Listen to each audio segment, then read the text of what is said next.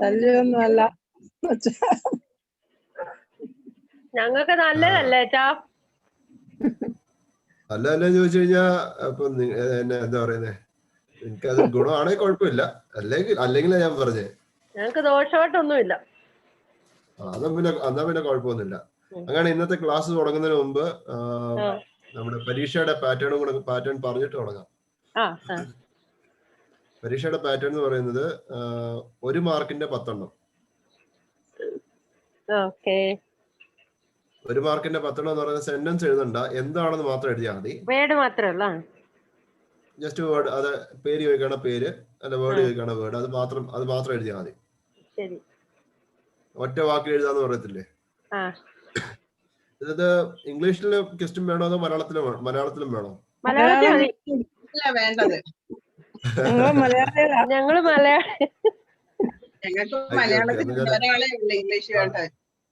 Okay മലയാളത്തിലാക്കി ഞാൻ എങ്ങനെയെങ്കിലും മലയാളത്തിലാക്കി തരാം കേട്ടോ.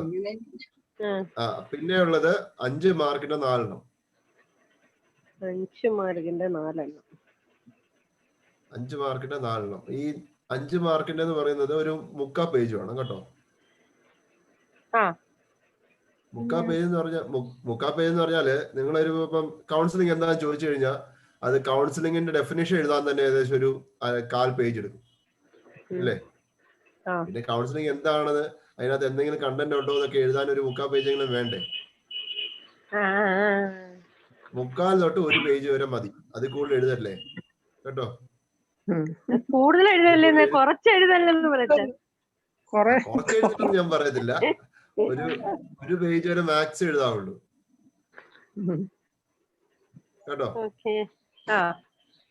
പിന്നെ ഉള്ളത് 10 മാർക്കിന് 2 എണ്ണം. 10 മാർക്കിന്റെ 2 എണ്ണം. 10 മാർക്കിന് 2 എണ്ണം എന്ന് പറയുന്നത് ഒരു ഒന്നെന്ന് പറയുന്നത് ഒരു 1.5 പേജ് മാക്സിമം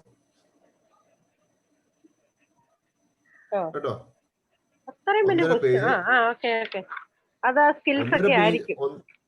1.5 പേജ് തൊട്ട് നിങ്ങൾക്ക് ഇഷ്ടമുള്ള പോലെ എഴുതാം, പക്ഷെ ഒരു 2-2.5 പേജ് കൂടുതലാകരുതേ ഒരു ക്വസ്റ്റ്യൻ. മാക്സിമം ഒരു 2 അല്ല 2.5, അതിൽ കൂടുതൽ പോലെ കേട്ടോ. കാരണം നമ്മൾ മലയാളത്തിൽ എഴുതുമ്പോ അറിയാതെ കൂടിപ്പോവും. പിന്നെ എനിക്ക് മനസ്സിലാകുന്ന രീതിയിലും കൂടെ എഴുതണേ. കൂട്ടക്ഷരം വല്ലതും എഴുതുന്നുണ്ടെങ്കിൽ നേരത്തെ പറയണേ. പഴയ ലിപി വല്ലതും എഴുതുന്നുണ്ടെങ്കിൽ. പഴയ ലിപിയാ? ഞങ്ങള് പഠിച്ച ലിപിയിലേ എഴുതത്തുള്ളൂ. എന്നാ പഠിച്ച ലിപി തന്നെ എഴുതിയാൽ മതി, കുഴപ്പമില്ല.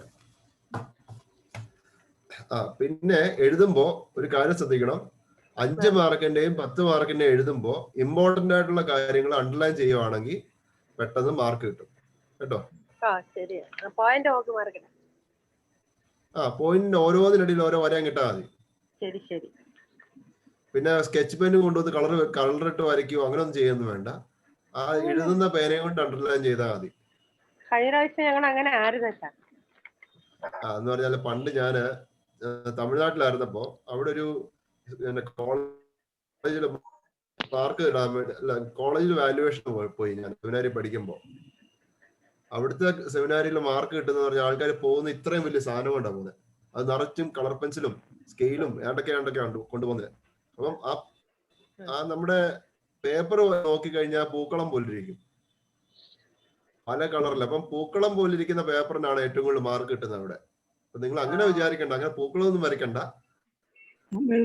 എഴുതുമ്പോ ഇമ്പോർട്ടന്റ് അണ്ടർലൈൻ ചെയ്യുക കേട്ടോ. പിന്നെ അവസാനത്തെ ചോദ്യം, അതായത് 10 മാർക്കിന് 2 എണ്ണം ഉണ്ടല്ലോ. 10 മാർക്കിന് 2 എണ്ണത്തിനകത്ത് പ്രധാനമായിട്ടും നമ്മുടെ സ്വന്തം ജീവിതത്തിൽ അപ്ലൈ ചെയ്യുന്ന കാര്യങ്ങൾ വേണം അതിനകത്ത് എഴുതാൻ. അതായത് ഒരു ഉദാഹരണം പറയുകയാണെങ്കിൽ, ഇപ്പം കൗൺസിലിങ്ങിനെ കുറിച്ച് പറയുക. നമ്മള് ഒരു അസൈൻമെന്റ് എഴുതിയായിരുന്നല്ലോ, കൗൺസിലിംഗ് നമ്മുടെ ജീവിതത്തിൽ എങ്ങനെ പ്രാവർത്തികമാക്കാം, ഏതൊക്കെ സാഹചര്യത്തിൽ പ്രാവർത്തികമാക്കാം. അത് കണ്ടന്റ്, അതായത് കൗൺസിലിങ്ങിനെ കുറിച്ചുള്ള കണ്ടന്റ് എഴുതിയിട്ട്, കണ്ടന്റ് ഒരു 1/2 പേജ് എഴുതുകയാണെങ്കിൽ ബാക്കിയുള്ള 1 പേജ്, 1.5 പേജുള്ള നമ്മൾ എസ്സേ പറഞ്ഞത്, അതില് കണ്ടന്റ് എന്ന് പറയുന്നത് ഒരു 1/4 പേജ് 1/2 പേജ് മതി. ബാക്കിയുള്ള ഒരു പേജ് ഫുള്ള് നമ്മുടെ നമ്മുടെ ആപ്ലിക്കേഷൻ ആയിരിക്കണം. നമ്മൾ എങ്ങനെയാണ് അത് ഉപയോഗപ്രദമാക്കുന്നത് എന്നുള്ള രീതിയിൽ സ്വന്തം വാക്യത്തിൽ എഴുതണം കേട്ടോ. വെറൈറ്റി ഉത്തരങ്ങൾക്ക് വെറൈറ്റി മാർക്കായിരിക്കും.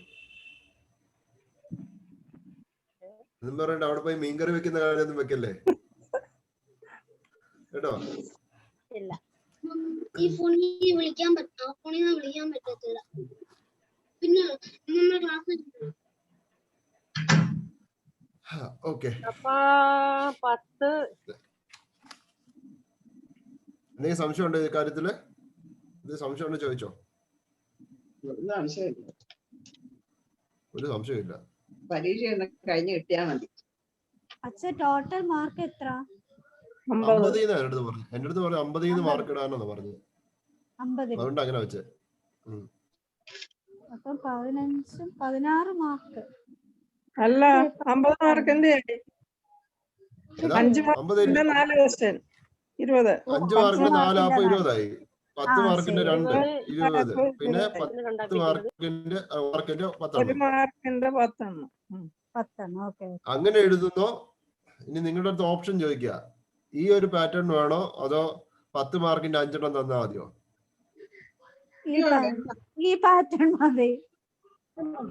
പാറ്റേൺ മതി. ഇങ്ങനെ മതിയച്ചാ. അല്ല, പിന്നെ ഞാൻ വേറൊരു കാര്യം ആലോചിച്ചായിരുന്നു. അതായത് 10 മാർക്കിന്റെ 4 പിന്നെ 2 അസൈൻമെന്റ് തന്നായിരുന്നു. അസൈൻമെന്റിൽ നിന്ന് 5 മാർക്ക് വെച്ചിട്ട് 2 ഇടുക. അപ്പം പ്രശ്നമാകും. പല ആൾക്കാരും തന്നിട്ടില്ല.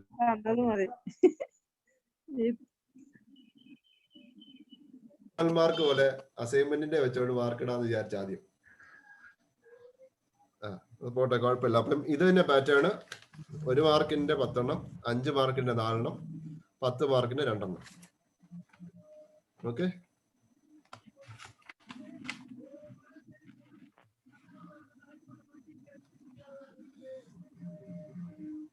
നമ്മൾ പൊതുവെ പഠിക്കുമ്പം ഇങ്ങനെ കേട്ടിട്ടുണ്ടോ? പ്രധാനമായിട്ടും ആദ്യത്തെ യൂണിറ്റും അവസാനത്തെ യൂണിറ്റും കാര്യമായിട്ട് പഠിക്കണമെന്ന് പറയും.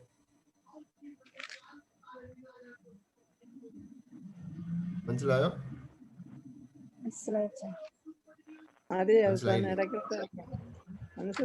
ഇടയ്ക്കത്തെ പഠിക്കേണ്ടെന്നല്ല ഞാൻ പറഞ്ഞത്. ആദ്യത്തെയും അവസാനവും നോക്കി വെച്ച് കഴിഞ്ഞാൽ നമുക്ക് 10 മാർക്കിന്റെ അതിനകത്തൊന്നും മിക്കവാറും അതിനകത്തൊന്നും ചോദിക്കാൻ സാധ്യത ഉണ്ടായിരിക്കാം കേട്ടോ. അപ്പൊ നമ്മൾ കഴിഞ്ഞ ദിവസം എവിടം വരെയാ നോക്കിയ ഓർക്കുന്നുണ്ടോ? നമ്മള് കൗൺസിലിംഗ് എന്താന്ന് ആദ്യം പറഞ്ഞു. ക്ലാസ് കൗൺസിലിംഗിനെ കുറിച്ച് പറഞ്ഞു. ആദ്യത്തെ പോർഷൻ നമ്മൾ വെറുതെ വിട്ടായിരുന്നു. അതായത് കൗൺസിലിംഗിന്റെ ഡെഫിനിഷൻ ഭാഗമെല്ലാം നമ്മൾ വിട്ടായിരുന്നു. പിന്നെ അത് കഴിഞ്ഞിട്ട് പറഞ്ഞു വന്നപ്പം മനഃശാസ്ത്രത്തിന്റെ പിതാവ്, സയന്റിഫിക് പിതാവ്, എന്തുകൊണ്ട് സയന്റിഫിക് പിതാവ് എന്ന് പറയുന്നു, പിന്നെ മനഃശാസ്ത്രം എന്ന് പറഞ്ഞാൽ എന്താണ്, മനഃശാസ്ത്രത്തിന് 2 ശാഖയുണ്ടെന്ന് പറഞ്ഞു. പിന്നീട് പറഞ്ഞത് നമ്മുടെ സിഗ്മണ്ട് ഫ്രോയിഡിന്റെ ഡെവലപ്മെന്റ് തിയറി, വളർച്ചയുടെ തിയറി അനുസരിച്ച്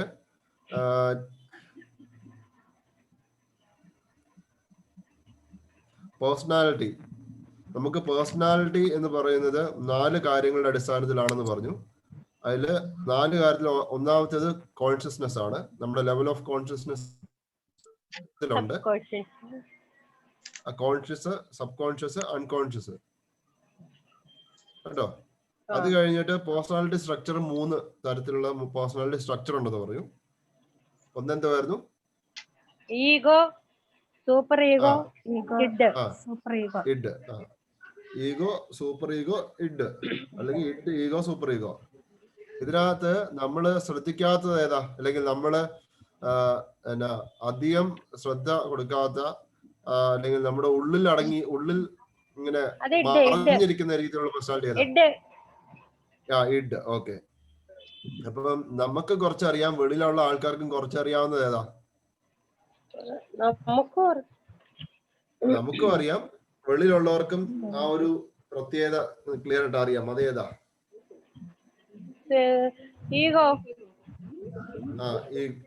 ഈഗോ ആണോ?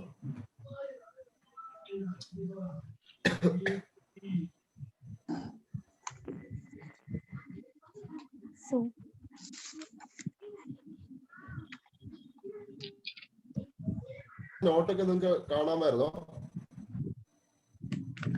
ഇച്ചിരി പ്രയാസം. നോട്ട് ക്ലിയർ ആവുന്നില്ല.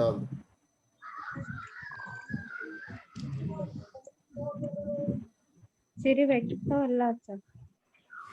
അത് ഏത് വ്യക്തമില്ലാത്ത ഏതാണെന്ന് പറയാമോ?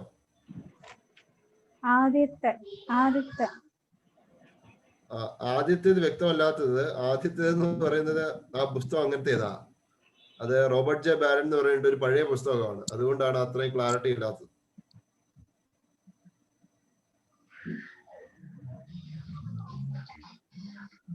അത് ഒരു വലിയ പുസ്തകമാ. എന്താ പറയുന്നത്, ഒരു വലിയൊരു ഡിക്ഷണറി, വലിയ ഡിക്ഷണറി പോലത്തെ ഒരു പുസ്തകം. അതിനകത്തു നിന്ന് എന്നെ കൊണ്ട് പറ്റുന്ന രീതിയിൽ ഞാൻ അത് സ്കാൻ ചെയ്ത് എടുത്തിരിക്കുന്നത്. അത്യാവശ്യം ഒന്ന് ഫോക്കസ് ചെയ്ത് കഴിഞ്ഞാൽ മനസ്സിലാകാൻ പറ്റും അതിനകത്ത് എന്തൊക്കെയാണുള്ളതെന്ന്.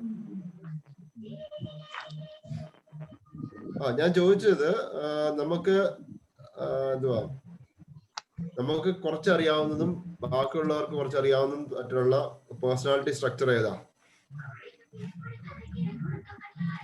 അത് ഇഡില്ലേ super id, super ego. Super ego.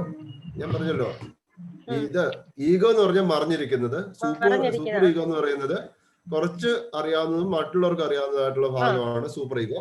Ego എന്ന് പറയുന്നത് നമ്മുടെ തോട്ട്സ്, പെർസെപ്ഷൻ, നമ്മുടെ ചിന്താഗതികൾ എപ്രകാരമുള്ളതാണ്, എന്താണ് നമ്മുടെ ചിന്താഗതി, മറ്റുള്ളവർക്ക് അറിയാവുന്നതും നമുക്ക് അറിയാവുന്നതുമായിട്ടുള്ള ഭാഗമാണ് ഈഗോ എന്ന് പറയുന്നത്. ഇത് നമ്മൾ നേരത്തെ ഈഗോ അല്ല കേട്ടോ. നമ്മൾ ഞാൻ എന്തോ ആണെന്നുള്ളത് ക്ലിയർ ആവുന്നില്ല. ക്ലിയർ ആവുന്നില്ലേ? ക്ലിയർ ആവുന്നില്ല. ക്ലിയർ ആവുന്നുണ്ടോ? ഓക്കെ. നമ്മള് ഈ പേഴ്സണാലിറ്റി സ്ട്രക്ചറിൽ പറയുന്ന ഈഗോ എന്ന് പറയുന്നത് നമ്മുടെ ചിന്താരീതികളും നമ്മുടെ കാഴ്ചപ്പാടുമാണ് ഈ പറയുന്ന ഈഗോ എന്ന് പറയുന്നത്. അതിന് പ്രകാരമുള്ള നമ്മുടെ പേഴ്സണാലിറ്റിയാണ് ഈ പറയുന്ന ഈഗോ.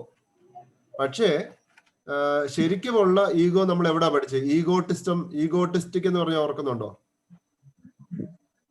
സ്വഭാവ രീതികളെ കുറിച്ച് പഠിച്ചപ്പോ നമ്മൾ ഈഗോട്ടിസ്റ്റിക്, ആൾട്രൂയിസ്റ്റിക് എന്നൊക്കെ പറഞ്ഞ് ഓർക്കുന്നുണ്ടോ?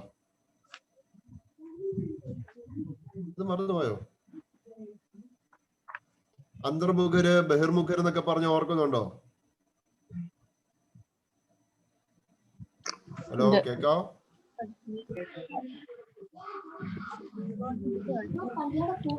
എന്റെ ഇടയ്ക്ക് മാറിപ്പോയോ? ഓർക്കുന്നുണ്ട് അച്ഛാ, ഉണ്ട്. ഭയങ്കര നാണമുള്ള പൊതുവെ അത് തന്നെ ആ പറയുന്ന അതെന്ന് പറയുന്നത് നമ്മളെ തന്നെ സ്വയം പൊക്കി പറയുന്ന സ്വഭാവ രീതിയാണ് ഈ ഈഗോ. അതിനാണ് നമ്മൾ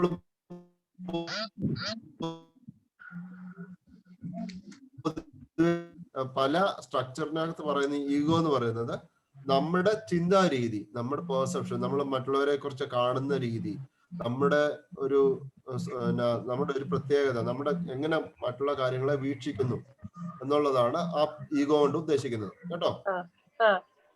അത് നമ്മുടെ സ്വഭാവത്തെ അല്ല കാണിക്കുന്നത്, നമ്മുടെ ചിന്താരീതിയെ കുറിച്ചാണ് ഈ ഈഗോ പറയുന്നത്. അപ്പൊ നമ്മുടെ ചിന്താരീതിയൊക്കെ അനുസരിച്ച് നമ്മുടെ പേഴ്സണാലിറ്റി മാറിക്കൊണ്ടേയിരിക്കും. ചിന്താരീതിക്ക് അനുസരിച്ചോ? പക്ഷെ കേൾക്കുന്നില്ല.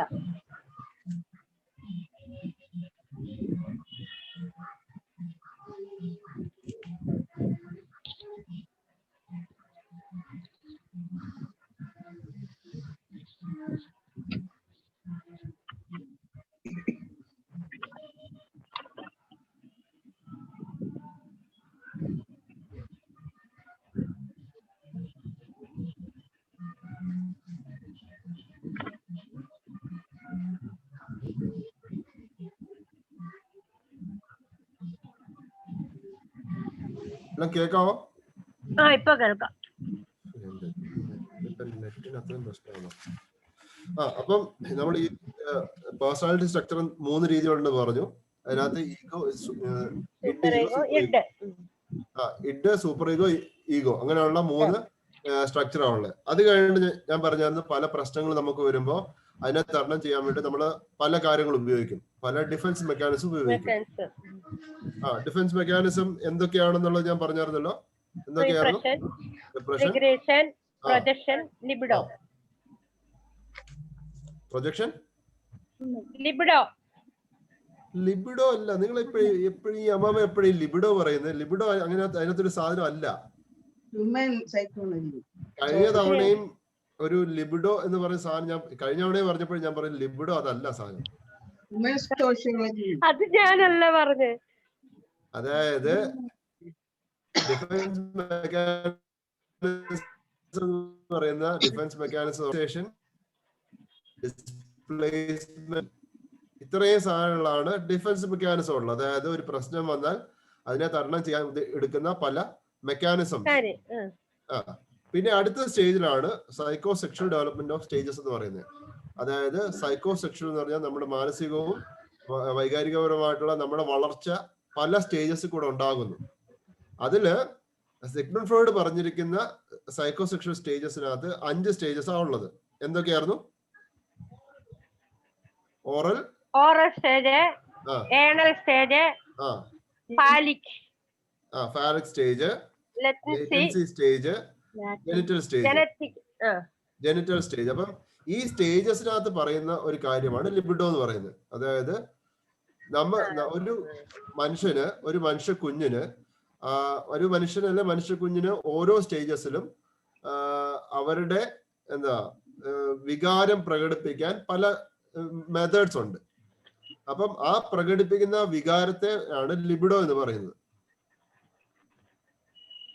വികാരം അല്ലെ പ്ലഷർ പ്രിൻസിപ്പിൾ എന്ന് പറയും. പ്ലഷർ പ്രിൻസിപ്പിളിനെയാണ് ലിബിഡോ എന്ന് പറയുന്നത്. നമുക്ക് ഒരു വികാരം പ്രകടിപ്പിക്കുന്ന ആ ഒരു പ്രത്യേകമായിട്ടുള്ള സാഹചര്യത്തെയാണ് ലിബിഡോ എന്ന് പറയുന്നത്. ഇപ്പൊ കുഞ്ഞു കുട്ടിയാണെങ്കിൽ അവന്റെ ആ കുഞ്ഞിന്റെ വികാരം പ്രകടിപ്പിക്കുന്നത് എങ്ങനെയാണെന്നാ ഞാൻ പറഞ്ഞത്? വായിക്കൂടി, തംസക്കിങ് കൂടെയാണ് ആ കുഞ്ഞ് വികാരം പ്രകടിപ്പിക്കുന്നത്. അത് ഏത് സ്റ്റേജിലാണ്? 0 മുതൽ 2 വരെ. Oral stage. അതല്ലേ, ജനനം മുതൽ 2 വയസ്സ് വരെ. അത് കഴിഞ്ഞിട്ട് ഏനൽ സ്റ്റേജ് എന്ന് പറയുന്ന ആ സ്റ്റേജിലാണ് അവരെന്ത് ചെയ്യുന്നത്? 2 തൊട്ട് 3 വരെ. Toilet training. പിന്നെ അത് കഴിഞ്ഞിട്ട് ഫാലിക് സ്റ്റേജിനകത്ത് എന്താ നടക്കുന്നത്? Electro complex. ഒരു ആൺകുട്ടിക്ക് അമ്മയോട് അല്ലെങ്കിൽ പെൺകുട്ടിക്ക് അപ്പനോട് തോന്നുന്ന വൈകാരിക സ്നേഹം. അതന്നെ. അത് ഇലക്ട്രാ കോംപ്ലക്സും ഇഡിപ്പസ് കോംപ്ലക്സും കേട്ടോ. ഇലക്ട്രാ കോംപ്ലക്സും ഇഡിപ്പസ്, OED അങ്ങനെയാണ്. OEDPS എന്നാണ് അതിനകത്ത് എഴുതിയിരിക്കുന്നത്. പക്ഷെ അത് പ്രൊനൗൺസ് ചെയ്യുന്നത് ഇഡിപ്പസ് കോംപ്ലക്സ് എന്നാണ്. അത് കഴിഞ്ഞിട്ട് പിന്നീട് ഉണ്ടാകുന്ന സ്റ്റേജ് എന്തായിരുന്നു? Latency stage. ഈ സ്റ്റേജിൽ എന്താ ഉണ്ടാകുന്നത്? ഓപ്പോസിറ്റ് സെക്സിനോട് ഉണ്ടാകുന്ന എതിർപ്പ്. ഒരു ഓപ്പോസിറ്റ് സെക്സിനോട് ഒരു എതിർപ്പുണ്ടാകും. ആ സമയത്ത് ആണുങ്ങളാണ് പെൺകുഞ്ഞുങ്ങളോട് ഇരുത്തി കഴിഞ്ഞാൽ എതിർപ്പുണ്ടാവും. പെൺകുഞ്ഞുങ്ങളാണ് ആണുങ്ങളുടെ കൊണ്ടിരുത്താന്ന് പറഞ്ഞാൽ അവർക്ക് ഒരു എന്താ പറയുക, നാണവും എതിർപ്പും ഒക്കെ ഉണ്ടാകുന്ന ഒരു സ്റ്റേജ്. അത് കഴിഞ്ഞിട്ടുള്ള സ്റ്റേജ് ആണ് എന്തുവാണ്? Genital stage. ഈ സ്റ്റേജിൽ എന്താ നടക്കുന്നത്? ഓപ്പോസിറ്റ് സെക്ഷനോടുള്ള ആകർഷണം. ഓപ്പോസിറ്റ് സെക്ഷനോടുള്ള ആകർഷണം മാറി ആർത്തി എഴുതി പോരുത് കേട്ടോ. അപ്പം ഇതെല്ലാം ഓരോ സ്റ്റേജസ് ആണ്. ഈ പറഞ്ഞു കഴിഞ്ഞാൽ പിന്നീട് അങ്ങോട്ട് പിന്നെ അഡൽട്ട്ഹുഡിലോടെല്ലാം പ്രായമാകുമ്പോഴെല്ലാം ഈ സ്റ്റേജ് മുന്നോട്ട് പോയിക്കൊണ്ടേയിരിക്കും.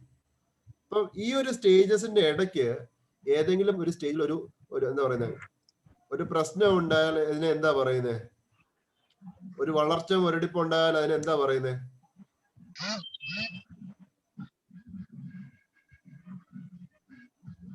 കൊച്ചന്മാരെ പിടിക്കുന്നില്ല, കൊച്ചന്മാരെ പിടിച്ചത് കൊച്ചന്മാര് പ്രശ്നം ഉണ്ടാക്കും.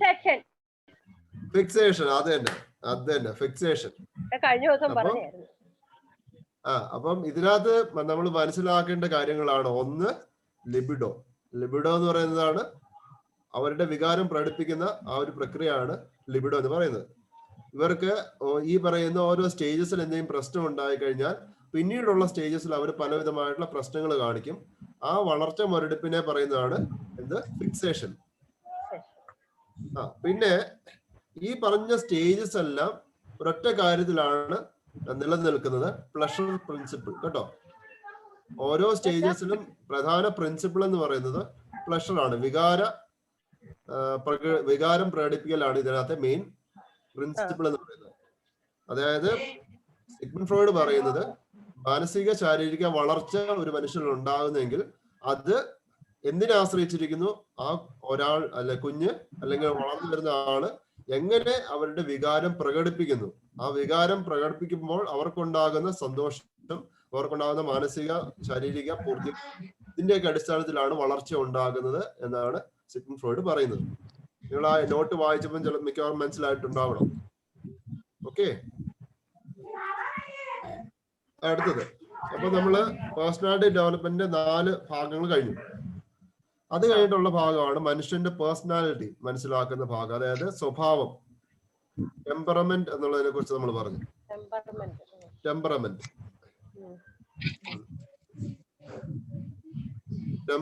നമ്മൾ പറഞ്ഞപ്പോ തോമസ് ആൻഡ് ചെസ് ആട്ടോ, CHESS.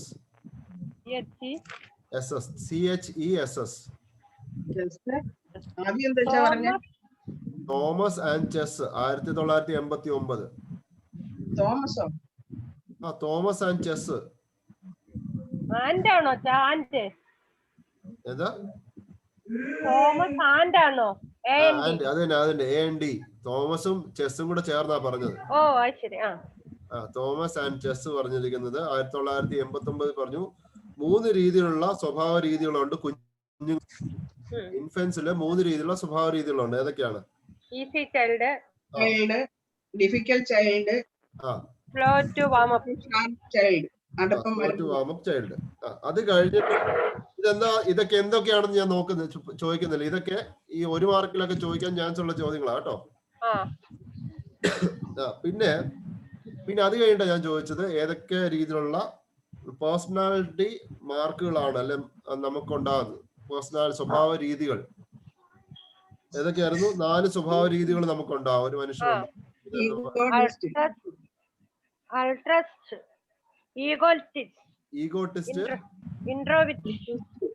അതന്നെ, ഈഗോട്ടിസ്റ്റ്, ആൾട്രൂയിസ്റ്റ്, introvert, extrovert. Okay.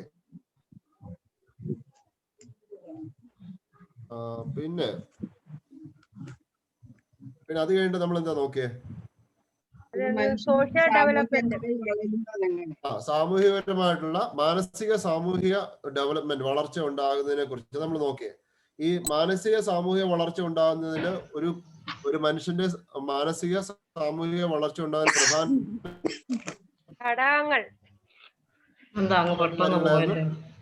Parents, friends അല്ലെങ്കിൽ പേരന്റ്സ് അല്ലെങ്കിൽ അവന്റെ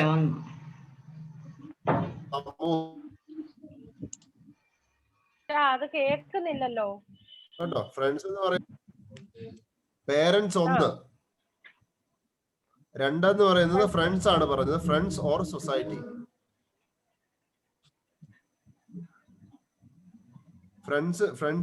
ഫ്രണ്ട്ഷിപ്പ് എന്ന് ഞാൻ പറഞ്ഞത്, ആ ഫ്രണ്ട്ഷിപ്പ് എന്ന് പറയുന്നത് സൊസൈറ്റി ആണ് ഉദ്ദേശിക്കുന്നത് കേട്ടോ. പേരന്റ്സ് അല്ലെങ്കിൽ സൊസൈറ്റി. സൊസൈറ്റിയുടെ ബ്രാക്കറ്റിൽ ഫ്രണ്ട്ഷിപ്പ് എന്ന് എഴുതാം, ഫ്രണ്ട്സ് എന്ന് എഴുതാം, അല്ലെ ഫ്രണ്ട്സിന്റെ ബ്രാക്കറ്റിൽ സൊസൈറ്റി എന്ന് എഴുതാം. Okay.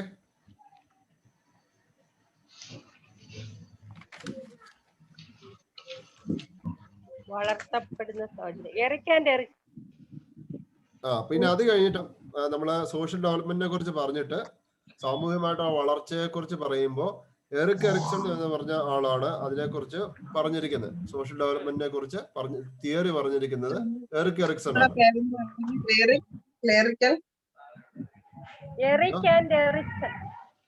Eric Erikson, Erik and അല്ല, എറിക് എറിക്സൺ, രണ്ടും ഒരാളാണോ? ഒരാളാ, രണ്ടാളാണ് കേട്ടോ. ERICKയും ERICKSON. Erik Ericsson.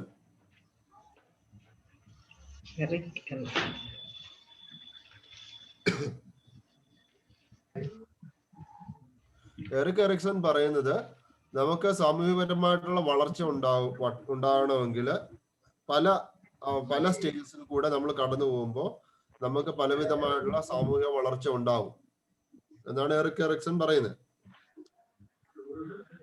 മാനസിക ശാരീരിക വളർച്ച ഉണ്ടാകുന്നതിനെ കുറിച്ച് പറഞ്ഞത് സിഗ്മണ്ട് ഫ്രോയിഡ് ആണെങ്കിൽ മാനസിക സാമൂഹിക വളർച്ചയെ കുറിച്ച് പറയുന്നത് എറിക് എറിക്സൺ ആണ്.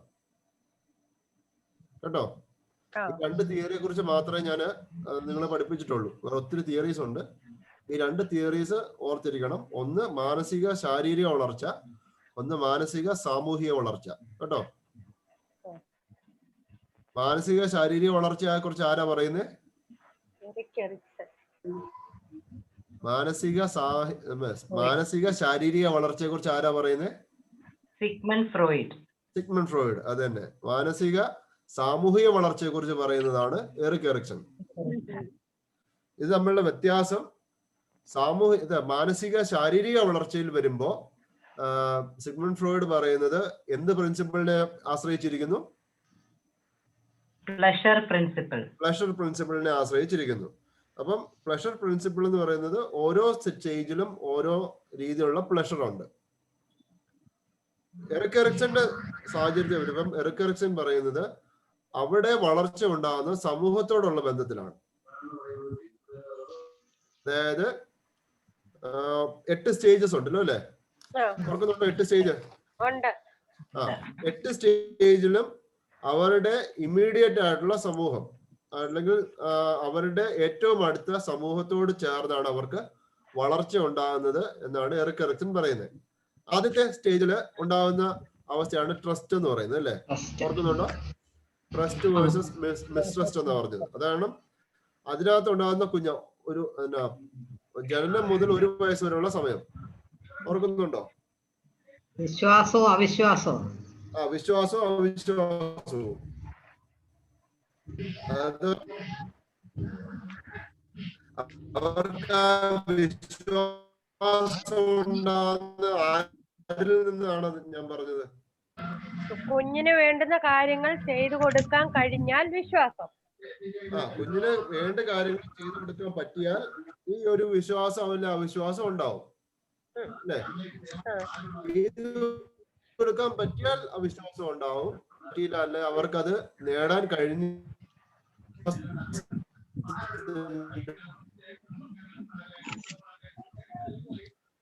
2 തൊട്ട് 3 വയസ്സുള്ള സമയം തന്നെ ചെയ്യാനുള്ള കഴിവ്.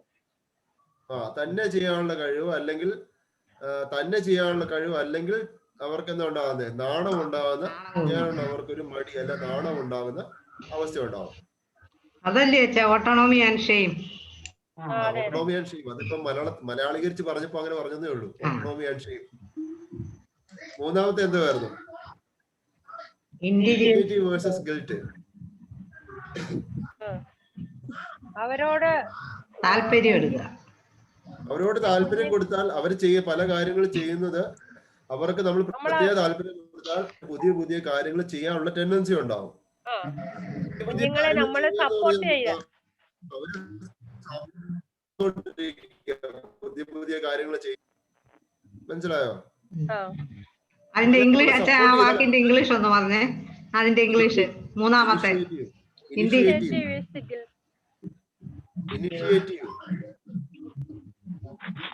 INI ഒരു മിനിറ്റ് ഞാനത് ടൈപ്പ് ചെയ്ത് തരാം. INI TIA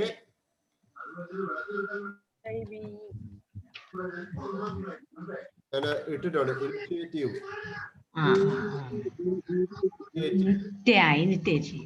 initiative versus guilt. അതായത് അവർക്ക് ആ സമയത്ത് ചെയ്യാൻ വേണ്ടിയുള്ള താല്പര്യം അവർക്ക് കൂടുതൽ നമ്മൾ താല്പര്യം ഒരുക്കി കൊടുത്താൽ അവർക്ക് ഇനിഷ്യേറ്റീവ് ഉണ്ടാവും. അല്ലെങ്കിൽ പല കാര്യങ്ങൾ ചെയ്യുമ്പോൾ ഞാൻ ചെയ്ത തെറ്റായി പോകുമോ, എനിക്കത് ചെയ്യാൻ പറ്റത്തില്ല എന്നുള്ളൊരു ഗിൽറ്റ് ഫീലിംഗ് അവർക്ക് ഉണ്ടാവും. ഓക്കെ, അടുത്ത Identity is strong industry versus inferiority. ഒന്നുകൂടെ പറഞ്ഞത് ഇൻട്രിയോ ഇൻഡസ്ട്രി വേഴ്സസ് സുപ്പീരിയർ അല്ല ഇൻഫീരിയോറിറ്റി. ഇവിടെ സുപ്പീരിയോറിറ്റി ഇൻഫീരിയോറിറ്റി കോംപ്ലക്സിനെ കുറിച്ച് കേട്ടിട്ടില്ലേ? അപകർഷതാബോധം അങ്ങനെയുള്ള കാര്യങ്ങളൊക്കെ വരാൻ ചാൻസ് ഉള്ള സമയമാണിത്.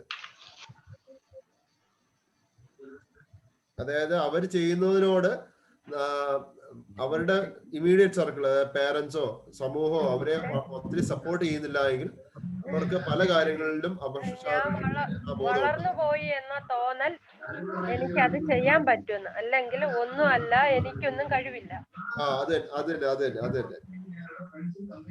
അതിന് അടുത്ത എന്താ പറയുന്നത്? അടുത്ത സ്റ്റേജ് ഐഡന്റിറ്റി റോൾ കൺഫ്യൂഷൻ. ഏത് വയസ്സിലാണ് വരുന്നത്? അഡോളസെന്റ് സമയത്താണ് വരുന്നത്. അഡോളസെന്റ് സമയത്ത്, അതായത് ഈ അഡോളസെന്റ് സമയത്ത് ഈ ഒരു തോന്നൽ വരുന്നതെന്ന് പറഞ്ഞാല് ഈ അഡോളസെന്റ് ആകുമ്പോ അല്ലെങ്കിൽ ഈ യൂത്ത് ഒക്കെ ആയി തുടങ്ങുന്ന സമയത്ത് അവർക്ക് എന്തോ ആയി, ഞങ്ങളെ കൊണ്ട് എല്ലാം പറ്റും എന്നുള്ളൊരു തോന്നലായി തുടങ്ങുന്ന സമയമാണ്. ഒത്തിരി ഗ്രൂപ്പൊക്കെ ആയി തുടങ്ങുന്ന സമയം. ആ സമയത്ത് അവർക്ക് ഒരു സപ്പോർട്ട് കൊടുത്തു കഴിഞ്ഞാല് എനിക്ക് ചെയ്യാൻ പറ്റും എന്നുള്ളൊരു, ഞാൻ ഈ ഒരു ഗ്രൂപ്പിന്റെ ഭാഗമാണ് അല്ലെങ്കിൽ ഞാൻ ഈ ഒരു വളർന്നവരുടെ ഭാഗമാണ് എന്നുള്ള തോന്നലുണ്ടാവും. എന്നാൽ അവർക്ക് സപ്പോർട്ടിന് പകരം കൂടുതലും പ്രശ്നങ്ങളാണ് കൊടുക്കുന്നതെങ്കിൽ എന്നെ കൊണ്ട് പറ്റത്തില്ല, ഞാൻ ഈ ഗ്രൂപ്പിന്റെ ഭാഗമല്ല, അല്ലെങ്കിൽ എനിക്ക് ജീവിക്കണ്ട, ഇങ്ങനെയുള്ളൊക്കെയുള്ള തോന്നലൊക്കെ വരുന്ന സമയമാണ് ഈ ഒരു സമയം. അടുത്ത സ്റ്റേജ് എന്തുവാ? Intimacy versus isolation.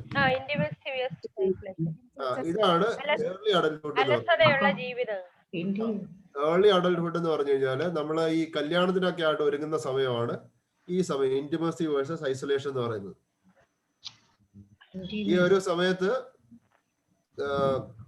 എന്താ, വീട്ടുകാരിൽ നിന്നുള്ള സ്നേഹം, അല്ലെങ്കിൽ കല്യാണം കഴിച്ചിട്ട് ഭാര്യ നല്ല ഭർത്താവിൽ നിന്ന് കിട്ടുന്ന സ്നേഹം, അതൊക്കെ കറക്റ്റായിട്ട് സമൂഹത്തോട് ചേർന്ന് കറക്റ്റായിട്ട് കിട്ടിക്കഴിഞ്ഞാൽ അവർക്ക് ഇന്റിമസി ഉണ്ടാവും. ഇന്റിമസി ഉണ്ടായില്ലേ എന്ത് പറ്റും? അവരുടെ സ്വന്തം ജീവിതത്തിലേക്ക് മാത്രം അങ്ങ് വലിഞ്ഞു പോകുന്ന ഒരവസ്ഥ ഉണ്ടാവും. അതാണ് ഐസൊലേഷൻ എന്ന് ഉദ്ദേശിക്കുന്നത്. ഓക്കെ, അപ്പം ഈ ഒരു കാലഘട്ടത്തിൽ എന്തുണ്ടാവുന്നു ശരിക്കും ബാക്കിയുള്ള അവരുടെ ജീവിതകാലം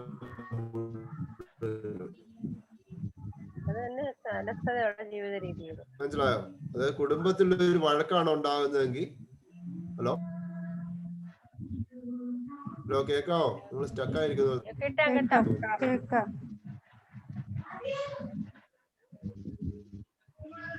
ഓക്കെ, അപ്പം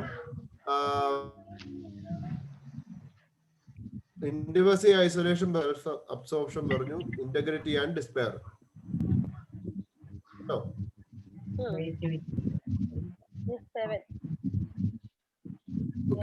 ഇതൊക്കെയാണ് എറിക് എറിക്സൺ പറയുന്ന സാമൂഹികമായിട്ട് വളർച്ചയോട് ചേർന്നുള്ള കാര്യങ്ങൾ. അത് എക്സ്പ്ലനേഷൻ എളുപ്പമാക്കാൻ വേണ്ടിയിട്ട് ഞാൻ കുറച്ച് പടങ്ങളൊക്കെ നിങ്ങൾക്ക് അയച്ചു തന്നായിരുന്നു. ഒരു എന്താ ടേബിള് പോലൊക്കെ കുറച്ച് കാര്യങ്ങൾ അയച്ചു തന്നായിരുന്നു, ഓർക്കുന്നുണ്ടോ? ഈ പുസ്തകത്തിന്റെ ഫോട്ടോ എടുത്ത് അയച്ചു തന്നായിരുന്നു നിങ്ങൾക്ക്. ഇനി അടുത്തതാണ് psychology of man and woman.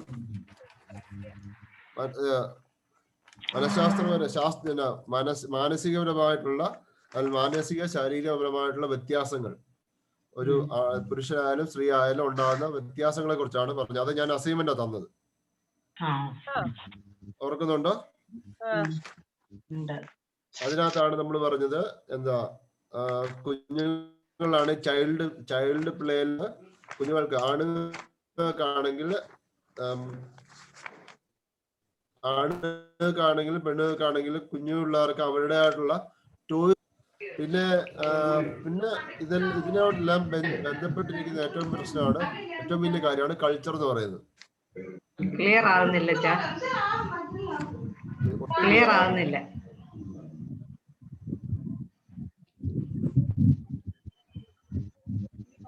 ഇപ്പൊ ഒന്നുകൂടെ വ്യത്യാസം.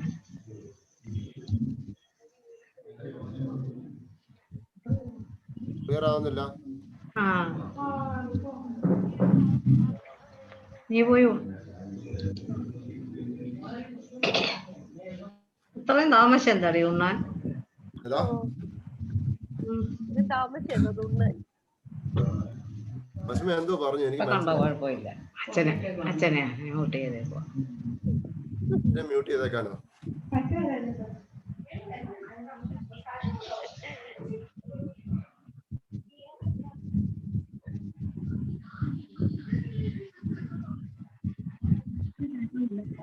നിങ്ങൾക്ക് കേക്കാവോ?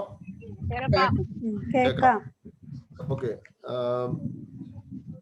മനുഷ്യൻ ഇത് പുരുഷനും സ്ത്രീയും തമ്മിലുള്ള മാനസികമായിട്ടുള്ള വ്യത്യാസങ്ങളെ കുറിച്ച് അസൈൻമെന്റ് തന്നത്. അത് നിങ്ങൾക്ക് എല്ലാവർക്കും അറിയാമെന്ന് ഞാൻ വിചാരിക്കുകയാണ്. അത് പല ആൾക്കാരും പല രീതിയിൽ തന്നാണ്. ആർക്കാണ് ദേഷ്യം കൂടുതൽ എന്ന് പറഞ്ഞു. പിന്നെ ഈ സിമ്പതി, വികാരപരമായിട്ടുള്ള വ്യത്യാസങ്ങൾ ആർക്കാണ് കൂടുതൽ എന്ന് അതിനകത്ത് പറഞ്ഞിരുന്നു. പിന്നെ മാനസിക പ്രശ്നങ്ങൾ, അതായത് മാനസിക പിരിമുറുക്കം, സങ്കടം, സന്തോഷം കൂടുതൽ, ഇതൊക്കെ ആർക്കാണ് എന്നുള്ളതൊക്കെ അന്ന് സംസാരിച്ചിരുന്നു. അന്ന് ആ അസൈൻമെന്റിനകത്ത് നിങ്ങൾ എഴുതിയിരുന്നു കേട്ടോ. പിന്നെ ഈ അടുത്തതാണ് ഫാമിലി.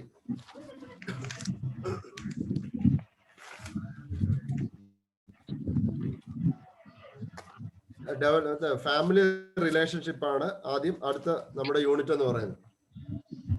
കേൾക്കാവോ? ഓക്കെ. കുടുംബം എന്ന് പറഞ്ഞാൽ എന്തായിരുന്നു ഞാൻ പറഞ്ഞിരുന്നേ? സമൂഹത്തിലെ ഒരു യൂണിറ്റ് ആണ്. രണ്ട് രീതിയിൽ ഞാൻ അതിനെ പറഞ്ഞത്. സോഷ്യോളജിക്കൽ രീതിയിൽ പറഞ്ഞു, ഒന്ന് ക്രിസ്തീയ അല്ലെങ്കിൽ ക്രിസ്ത്യൻ രീതിയിൽ പറഞ്ഞിരുന്നു. സോഷ്യൽ രീതിയിൽ പറയുമ്പോൾ അതെന്താണ്? യൂണിറ്റ് ഓഫ് സൊസൈറ്റി ആണ് ഫാമിലി. ക്രിസ്ത്യൻ രീതിയിലാണെങ്കിലോ kingdom of heaven. Unit of kingdom of heaven ആണ്. ഒരെണ്ണത്തിനകത്ത് നമ്പർ, അതായത് സോഷ്യൽ പരമായിട്ട് നോക്കുകയാണെങ്കിൽ നമ്പർ ആണ് ഇമ്പോർട്ടന്റ് എങ്കിൽ, ഇവിടെ വരുമ്പം ക്രിസ്ത്യൻ പരമായിട്ട് അതിന്റെ ഇമ്പോർട്ടന്റ് എന്താണ് അതിന്റെ പ്രാധാന്യം? Kingdom of heaven. Kingdom of heaven, unit of kingdom of heaven ആണ് ഫാമിലി. സോഷ്യോളജിക്കലി നമ്മൾ നോക്കിയാൽ, സാമൂഹികപരമായിട്ട് നമ്മൾ നോക്കിയാൽ, കുടുംബത്തെ അവിടെ നമ്പർ എത്ര ആൾക്കാർ അതിനകത്തുണ്ട് എന്നുള്ളതാണ് പ്രാധാന്യം. എന്നാൽ ക്രിസ്ത്യപരമായിട്ട് നോക്കുമ്പോൾ കുടുംബം എന്നുള്ളതിന് എന്താണ് പ്രാധാന്യം കൊടുക്കുന്നത്? റിലേഷൻഷിപ്പ്, അവരുടെ കുടുംബ ബന്ധങ്ങൾ, അവർ തമ്മിലുള്ള കുടുംബ ബന്ധത്തിനാണ് പ്രാധാന്യം കൊടുക്കുന്നത്. എഴുതിയോ? കുടുംബ ബന്ധത്തിനാണ് അവിടെ പ്രാധാന്യം. വിശ്വാസത്തിൽ ഉറച്ച കുടുംബ ബന്ധത്തിനാണ് അവിടെ പ്രാധാന്യം. പരസ്പരമുള്ള വിശ്വാസത്തോടെ ചേർന്നുള്ളതാണ് ക്രിസ്ത്യൻ ജീവിതം. പരസ്പര വിശ്വാസത്തോട് ചേർന്നുള്ള ബന്ധത്തിനാണ്, കുടുംബ ബന്ധത്തിനാണ് അവിടെ പ്രാധാന്യം കൊടുക്കുന്നത്. എണ്ണത്തിനേക്കാൾ കൂടുതൽ കുടുംബ ബന്ധത്തിനാണ് പ്രാധാന്യം കൊടുക്കുന്നത് കേട്ടോ. പിന്നെ രണ്ടു തരം ഫാമിലിയെ കുറിച്ച് പറഞ്ഞു. എന്തൊക്കെയായിരുന്നു? ഫങ്ഷണൽ ഫങ്ഷണൽ ഫാമിലിയും ഡിസ്ഫങ്ഷണൽ ഫാമിലി. അതിന്റെ പ്രത്യേകതകൾ എന്തൊക്കെയാന്ന് ഓർക്കുന്നുണ്ടോ? ശരിയായി ഫങ്ഷണൽ ഫാമിലി എഫക്റ്റീവായിട്ട് പ്രവർത്തിക്കുന്നു, കാര്യക്ഷമമായിട്ട് ശരിയായിട്ട് പ്രവർത്തിക്കുന്ന കുടുംബം, പരസ്പരം കരുതുന്ന കുടുംബം, പരസ്പരം അംഗീകരിക്കുകയും പരസ്പരം ആശയവിനിമയം നടത്തുകയും ചെയ്യുന്ന ഒരു കുടുംബമാണ് ഫങ്ഷണൽ ഫാമിലി എന്ന് പറയുന്നത്. ഡിസ്ഫങ്ഷണൽ ഫാമിലി എന്ന് പറഞ്ഞാൽ നമ്മൾ പറഞ്ഞതിന് നേരെ ഓപ്പോസിറ്റ് ആയിട്ടുള്ള ആണ് ഡിസ്ഫങ്ഷണൽ ഫാമിലി. പിന്നെ ഗോഡ്സ് പർപ്പസ് ഇൻ മാരേജ്, ദൈവിക ഘടന, മാരേജില് അല്ലെങ്കിൽ വിവാഹത്തിലെ ദൈവിക ഘടനയെ കുറിച്ച് നമ്മൾ പറഞ്ഞായിരുന്നു. നമ്മുടെ CSI വിശ്വാസപ്രകാരം വിവാഹം എന്തിനായിട്ട് നിശ്ചയിച്ചിരിക്കുന്നതെന്നാ പറഞ്ഞിരിക്കുന്നത്? പ്രകാരം മനുഷ്യവർഗത്തിനും വർദ്ധിക്കേണ്ടത്. പിന്നെന്തുവാ? വീണ്ടെടുക്കപ്പെട്ടതുമായ വികാരങ്ങളും ആഗ്രഹങ്ങളും പരിശുദ്ധമായ നേർപ്പാതയിൽ നയിക്കേണ്ടത്. പിന്നെ ഐശ്വര്യത്തിലും അനർത്ഥത്തിലും തമ്മിൽ ഉണ്ടാകുന്ന കൂട്ടായ്മയ്ക്കും ആശ്വാസത്തിനും സഹായത്തിനും വിവാഹം നിയമിക്കും. വിവാഹം ഇത് നിയമിക്കപ്പെട്ടു. പഠിച്ചോണേ 5 മാർക്കിന് ഒരു ക്വസ്റ്റ്യൻ കേട്ടോ. Okay. Thank you, thank you. അത് ഉൽപ്പത്തി 2ന്റെ അവസാനം അത് എഴുതണോ? മനുഷ്യൻ അപ്പനെ അമ്മയും നമ്മള് വിട്ട് പരീക്ഷ എഴുതുമ്പോ ഞാൻ എന്ത് എഴുതണോന്ന് ഞാൻ പറഞ്ഞിരുന്നത്. ഇത്രയൊക്കെയല്ലേ എനിക്ക് പറഞ്ഞു തരാൻ പറ്റുള്ളൂ. അതല്ല ആ എക്സാമ്പിൾ പറഞ്ഞ് എഴുതണോ? അത് ഇതെന്തായാലും ഞാൻ എന്തായാലും ചോദിക്കാമെന്ന് ഞാൻ പറഞ്ഞത്. ബാക്കി അതിനൂടെ എഴുതിയാൽ കൂടുതൽ മാർക്ക് കിട്ടും. അല്ലെങ്കിൽ ഞാൻ പറഞ്ഞല്ലോ അതിനകത്ത് എന്താണ് ചോദിക്കുന്നത് എന്തായാലും ചോദിക്കും. ഇതിനകത്തോട്ട് ചേർത്ത് നിങ്ങൾക്ക് എങ്ങനെ എഴുതണം എന്നുള്ളത് അത് നിങ്ങൾ ഓരോ യുക്തി അനുസരിച്ചിരിക്കും കേട്ടോ. പിന്നെ ബാക്കിയുള്ള ഭാഗമാണ് തിയോളജി. തിയോളജിക്കകത്ത് പറഞ്ഞ വിവാഹത്തിന്റെ തിയോളജി അതിനകത്താണ് ജനസിസ് ഉൽപ്പത്തി പുസ്തകം 2-ാം അധ്യായത്തിന്റെ 3 കാര്യങ്ങൾ അവിടെ പറഞ്ഞത്. എന്തൊക്കെയാണ് 3 കാര്യങ്ങൾ പറഞ്ഞത്? മാനസികവും വികാരപരവുമായ മാറ്റം. മാനസികവും വികാരപരമായിട്ടുള്ള മാറ്റമാണ്. പക്ഷെ അതിനകത്ത് ഞാൻ 3 കാര്യങ്ങൾ പറഞ്ഞിരുന്നത് എന്തൊക്കെയാണ്? അതന്നെ ക്ലീവ് ഉണ്ട്, വൺ ഫ്ലഷ് ഉണ്ട്, ലീവിംഗ് ഉണ്ട്. ഈ 3 കാര്യം വിവാഹത്തിൽ നടക്കുന്ന 3 പ്രക്രിയകളാണ് കേട്ടോ. മാനസികപരമായിട്ടുള്ള മാറ്റമാണ് ഉദ്ദേശിക്കുന്നതെങ്കിലും ഈ 3 കാര്യങ്ങളാണ് അതിനകത്ത് അടങ്ങിയിരിക്കുന്നത്. ഏതാ അതാ 3 കാര്യം ഒന്നുകൂടെ പറഞ്ഞേ. അതായത് ലീവിംഗ്, വൺ ഫ്ലഷ്, ക്ലീവ് അതന്നെ പറ്റിച്ചേരുക. അതായത് അവരെ വിട്ട് ഒരു ദേഹമായി പറ്റിച്ചേരുക. ഇതാണ് ഈ 3 കാര്യങ്ങളാണ്.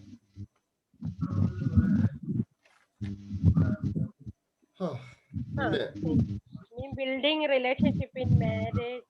മാരേജില് വിവാഹത്തില് കുടുംബ ബന്ധം ഉറപ്പിക്കാൻ വേണ്ട 10 കാര്യങ്ങളെ കുറിച്ചാണ് പറഞ്ഞിരുന്നത്. എന്തൊക്കെയായിരുന്നു? ഒന്നാമത്തെ അൺകണ്ടീഷണൽ ലവ്, ഉപാധികളില്ലാത്ത സ്നേഹം കേട്ടോ. ലൈംഗിക വിശ്വസ്തത. പിന്നെന്തായിരുന്നു? വിനയം. വിനയം. പിന്നെയോ ക്ഷമ. അല്ലെ ഫോർഗിവ്നെസ്. പിന്നെയോ ഏതാ? സമയം. സമയം. വിശ്വസ്തത അല്ലെങ്കിൽ സത്യസന്ധത. വിശ്വസ്തത, സത്യസന്ധത. പിന്നെയോ ആശയവിനിമയം. നിസ്വാർത്ഥത. കയറ്റക്കാരിൽ നിന്ന് സംരക്ഷണം. തർക്കപരിഹാരം. ഇതൊക്കെ നിങ്ങൾക്ക് സ്വന്തമായിട്ട് എഴുതാനുള്ളതല്ലേ ഉള്ളൂ. പിന്നെ അത് മാത്രമല്ല അതിന്റെ ഒരു എക്സ്പ്ലനേഷൻ നോട്ട് വഴി ഞാൻ തന്നിരുന്നു. പിന്നെയുള്ള ഭാഗം അതും ഒരു എസ്സേക്ക് ചോദിക്കാൻ സാധ്യതയുള്ള ഭാഗമാണ്. Expectation of husband and wife. അത് ഒരു ഭർത്താവിനല്ലേ ഭാര്യയ്ക്ക് ഉണ്ടാവുന്ന എന്തുവാ എക്സ്പെക്ടേഷൻ, ആഗ്രഹങ്ങൾ. അത് ഞാൻ ഡീറ്റെയിൽസ് പറയുന്നില്ല. അത് നിങ്ങൾക്ക് കുറച്ച് എഴുതാവുന്നതേ ഉള്ളൂ. അതിന്റെ ഒരു മലയാളത്തിലുള്ള നോട്ട്സ് ഞാൻ അയച്ചിരുന്നു. 2 പേജുള്ള നോട്ട്സ്.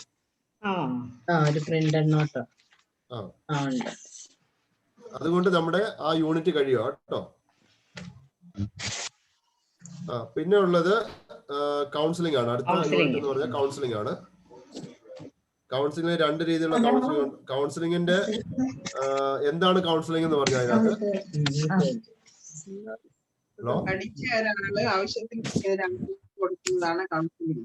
അതിനകത്ത് പല വിശ്വാസ സംഹിതകൾ അനുസരിച്ചിട്ട് കൗൺസിലിംഗ് കൊടുക്കുന്ന ആൾക്കാരെ കുറിച്ച് പറയുന്നുണ്ട്. ബൈബിളിൽ പറയുന്നുണ്ട്. പഴയ നിയമത്തിൽ ആരെ കുറിച്ചാണ് പറയുന്നത്? വിദ്വാൻമാർ. പിന്നെ മറ്റ് മതവിശ്വാസങ്ങളില് ഋഷീസ്, ഗുരു, മുല്ലാസ്. പിന്നെയോ അങ്ങനെ ഓരോന്ന് മാറിക്കൊണ്ടിരിക്കും. പിന്നെ കൗൺസിലിംഗ് എന്താന്ന് ഞാൻ പറഞ്ഞു.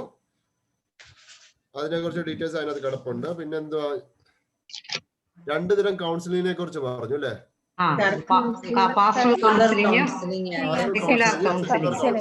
ഇപ്പം പാസ്റ്ററൽ കൗൺസിലിംഗ്, സെക്യുലർ കൗൺസിലിംഗ് തമ്മിലുള്ള വ്യത്യാസം എഴുതുക എന്നുള്ളത് ഒരു 5 മാർക്കായിട്ടും വരാം കേട്ടോ. അത് തന്നിട്ടുള്ളതാ. തന്നിട്ടുണ്ടോ? തന്നിട്ടുണ്ട്. നോട്ട് ആ നോട്ടിനകത്ത് അച്ഛൻ പോയിന്റ്സ് തന്നിട്ടുണ്ട്. ആ പോയിന്റ്സ് ആയിട്ട് ഞാൻ എഴുതിയ ഒരു ടേബിൾ പോലെ ഞാൻ പോയിന്റ്സ് ആക്കി എഴുതിയിട്ടുണ്ട് ഓൾറെഡി. ആ ഉണ്ട് ഉണ്ട്. പിന്നെ അടുത്ത ഒരു ഭാഗമാണ് ഒരു കൗൺസിലർക്ക് വേണ്ട സ്കിൽസ്. മറ്റേ പേപ്പർ ആണ്. കൗൺസിലർക്ക് വേണ്ട സ്കിൽസ് അല്ലെങ്കിൽ കൗൺസിലിംഗിൽ ഉണ്ടാവേണ്ട elements. Elements in counselling. Elements in counselling അല്ലെങ്കിൽ ഓർക്കണം, എലമെന്റ്സ് ഇൻ കൗൺസിലിംഗ് അല്ലെങ്കിൽ കൗൺസിലറുടെ സ്കിൽസ് കേട്ടോ. കൗൺസിലറുടെ സ്കിൽസ് ആണ്. എത്ര ഉണ്ട്? 11 ഉണ്ടോ? അതിനകത്ത് എന്തെങ്കിലും മനസ്സിലാകാത്തതുണ്ടെങ്കിൽ പറയാമോ? ഉണ്ടെങ്കിൽ ചോദിക്കാം, മനസ്സിലാകാത്തതുണ്ടെങ്കിൽ. 11ാമത്തെ ഞാൻ എഴുതിയില്ലായിരുന്നു. ഏതാ? Facilitating action. ഫെസിലിറ്റേറ്റീവ് ആക്ഷൻ എന്ന് പറഞ്ഞാല് നമ്മള് കൗൺസിലിംഗ് കഴിയുമല്ലോ.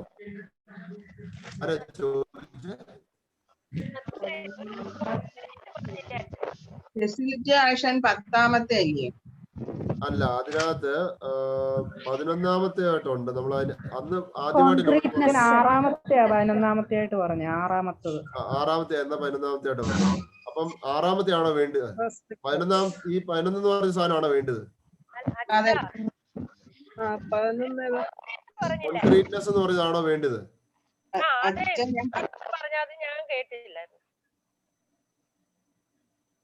എനിക്ക് മനസ്സിലായില്ല, ക്ലിയർ ആയില്ല. ഏത് വേണമെന്ന് പറഞ്ഞ്? ഒന്നും കേൾക്കുന്നില്ല. കോൺക്രീറ്റ്നെസ് എന്നുള്ളത് പറയാൻ വേണ്ടിയാണോ ഉദ്ദേശിച്ചത്? കോൺക്രീറ്റ്നെസ് ആരെയും അംഗീകരിക്കണം. കോൺക്രീറ്റ്നെസ് എന്ന് പറഞ്ഞാൽ ആരെയും വസ്തുനിഷ്ഠമായിട്ടുള്ള കാര്യങ്ങൾ പറയുക. വസ്തുനിഷ്ഠമായിട്ടുള്ള കാര്യങ്ങൾ പറയുക കേട്ടോ. വസ്തുനിഷ്ഠമായിട്ടുള്ള കാര്യങ്ങൾ പറയാ. അതായത് നമ്മളിപ്പോ ആലോചിച്ച് കൂട്ടുന്ന കാര്യമല്ല പറയേണ്ടത്, ശരിക്കും ഉള്ള അങ്ങനത്തെ ഒരു സാധനം പറയുന്നുണ്ടെങ്കിൽ, അതായത് എനിക്ക് 6 അടി പൊക്കം ഉണ്ടെന്ന് പറയുകയാണെങ്കിൽ ഞാൻ 6 അടി പൊക്കം എന്നേ പറയാനുള്ളൂ, അല്ലാതെ എനിക്ക് 10 അടി പൊക്കം ഉണ്ടെന്ന് പറഞ്ഞതല്ല ചെയ്യേണ്ടത്. മനസ്സിലായോ? നമ്മളൊരു കാര്യം എക്സാമ്പിൾ പോലെ വല്ല പറയുന്നുണ്ടെങ്കിൽ, അല്ലെങ്കിൽ അവരെ കുറിച്ച് ഒരു അഭിപ്രായം പറയുന്നുണ്ടെങ്കിൽ അത് ശരിക്കുമുള്ള അഭിപ്രായം മാത്രമേ പറയാൻ പാടുള്ളൂ.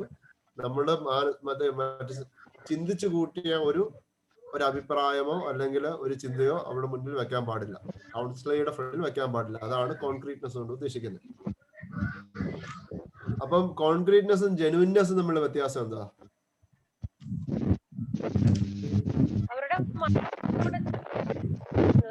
എന്താ?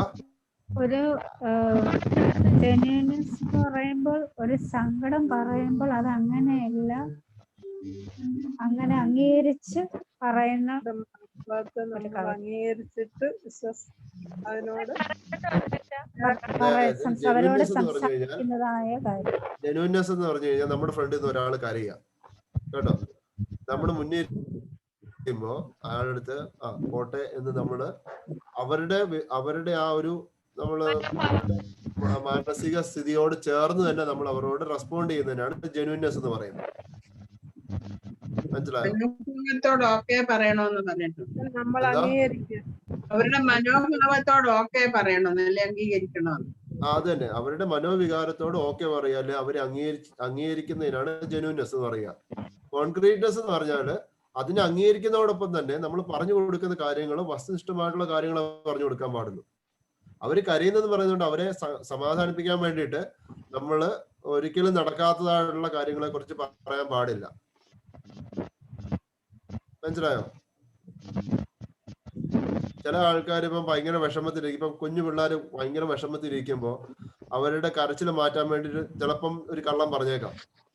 ഇനി ആ കള്ളം മാറ്റാൻ വേണ്ടി, ആ കള്ളത്തരം മാറ്റാൻ വേണ്ടിട്ട് അതിന് മേളിൽ വേറെ കള്ളത്തരം പറയേണ്ടി വരും. മനസ്സിലായോ? പക്ഷെ കൗൺസിലിങ്ങിന്റെ സമയത്ത് നമ്മളൊരു കള്ളത്തരം പറഞ്ഞു പോയാൽ അതിനുശേഷം നമ്മൾ പിന്നെ ഒരു കള്ളത്തരം പറയുമ്പോൾ അറിയാതെ തന്നെ അവർക്ക് നമ്മുടെ മേലുള്ള ഒരു കൗൺസിലർ മേലുള്ള വിശ്വാസം അങ്ങ് പോകും. മനസ്സിലായോ? അതാണ് ജെനുവിൻനെസ്സും കോൺക്രീറ്റ്നെസ്സും തമ്മിലുള്ള വ്യത്യാസം. ഓക്കെ, വേറെ എന്തെങ്കിലും മനസ്സിലാവുണ്ടോ അതിനകത്തുനിന്ന്?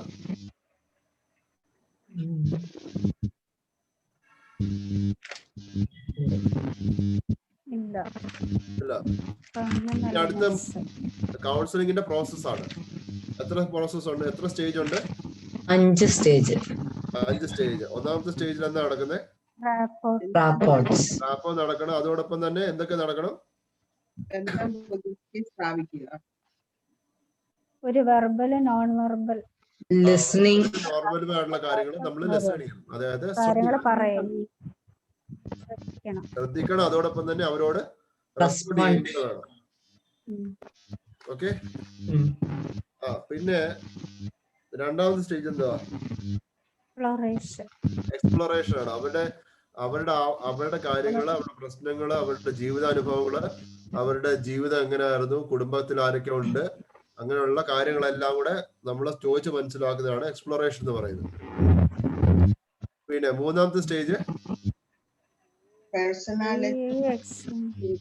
റീ എക്സാമിൻ ചെയ്യുക. അതായത് അവർക്ക് ഒരു ഐഡിയോളജി ഉണ്ട്. കൗൺസിലിംഗ് അവിടെ നമ്മുടെ അടുത്ത് വരുമ്പോൾ ഒരു കൗൺസിലിംഗ് ഒരു ഐഡിയോളജി ഉണ്ട്, ഒരു ചിന്താ രീതിയുണ്ട്. അവർക്ക് നമ്മൾ പറഞ്ഞ് മനസ്സിലാക്കി കൊടുക്കുകയാണ്, ഇതാണ് നിങ്ങളുടെ ചിന്താ രീതി, ഇതിനകത്ത് എന്താണ് പ്രശ്നം, ഏതാണ് ശരി ഏതാണ് തെറ്റെന്ന് അവർക്ക് അവരുടെ ചിന്താ രീതിയോട് പറഞ്ഞ് മനസ്സിലാക്കി കൊടുക്കുന്ന സ്റ്റേജാണ് മൂന്നാമത്തെ സ്റ്റേജ്. റീ എക്സാമിൻ ചെയ്യുക. അവരുടെ ചിന്താ രീതിയെ റീ എക്സാമിൻ ചെയ്യുന്നതാണ് മൂന്നാമത്തെ സ്റ്റേജ്. നാലാമത്തെ സ്റ്റേജ് എന്തുവാ? ആക്ഷൻ പ്ലാൻ എന്ന് പറഞ്ഞാൽ എന്തുവാ? പുതിയ കാര്യം ചെയ്യാൻ, അവരുടെ പ്രശ്നത്തിൽ നിന്ന് ഒരു പൊരുത്തപ്പെടൽ ഉണ്ടാവാൻ വേണ്ടി അവർക്ക് പുതിയ ആക്ഷൻ പ്ലാൻ ഉണ്ടാക്കി കൊടുക്കുക. പുതിയ കാര്യങ്ങൾ അവരെ പഠിപ്പിക്കുക, പുതിയ കാര്യങ്ങൾ പ്രേരിപ്പിക്കുന്ന സമയമാണ് നാലാമത്തെ സ്റ്റേജ്. അഞ്ചാമത്തെ സ്റ്റേജോ? അവസാനിപ്പിക്കുന്ന സ്റ്റേജ്. എങ്ങനെ അവസാനിപ്പിക്കുന്നത്? ക്ലയന്റിന്റെ അനുവാദത്തോടു കൂടെ ക്ലയന്റിന്റെ അല്ലെങ്കിൽ കൗൺസിലിയുടെ അനുവാദത്തോടുകൂടെ, കൗൺസിലിയുടെ സമ്മതത്തോടുകൂടെ അവസാനിപ്പിക്കുന്നതാണ് അവസാനത്തെ സ്റ്റേജ്.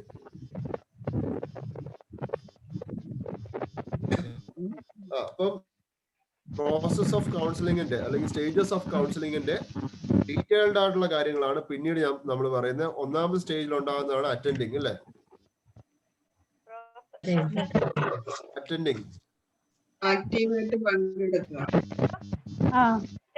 അറ്റൻഡിങ് താല്പര്യത്തോടെ പങ്കെടുക്കുക. അറ്റൻഡിങ്ങിനകത്ത് പ്രധാനമായിട്ട് 2 കാര്യങ്ങളുണ്ട്. എന്തൊക്കെയാ? ഒബ്സർവേഷനും ലിസണിങ്ങും. അപ്പൊ ഈ ഒബ്സർവേഷനും ലിസണിങ്ങിനും വേണ്ടിയിട്ട് നമ്മൾ ഉപയോഗിക്കുന്ന 2 കാര്യങ്ങളുണ്ട്. എന്തൊക്കെയാണ് 2 കാര്യങ്ങള്? വെർബാറ്റിമും ഒരെണ്ണം കൂടെ ഉണ്ട്. എന്തായിരുന്നു?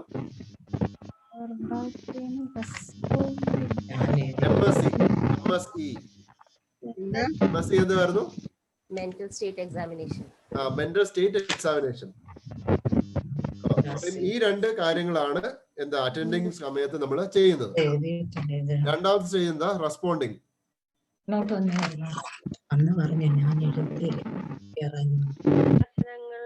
കേൾക്കുന്നുണ്ടോ? റെസ്പോണ്ടിങ് സ്റ്റേജിൽ എന്തൊക്കെയാ നടക്കുന്നത്?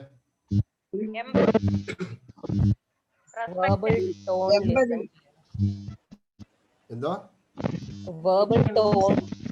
എമ്പതി, റെസ്പെക്ട്, അതൊക്കെ വേണ്ട ഗുണങ്ങളാ, കൗൺസിലർക്ക് വേണ്ട ഗുണങ്ങളാ.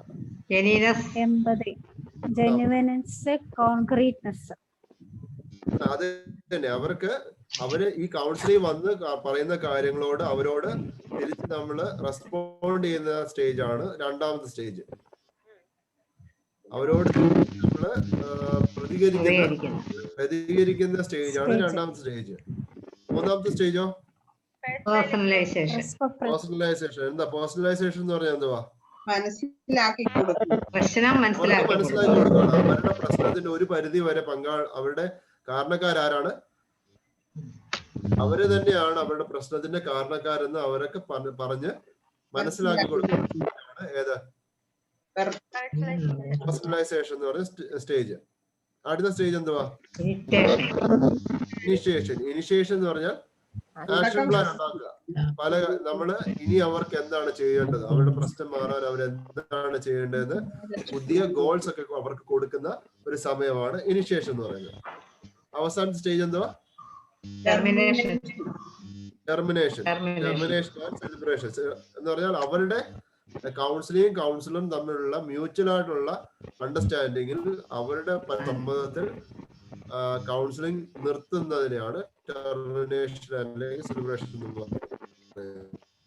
ഇത്രയും നേരം മൈക്ക് ഓഫ് ചെയ്തിരിക്കുന്ന ആൾക്കാരെ ഇനി അടുത്ത് പിടിക്കാം കേട്ടോ.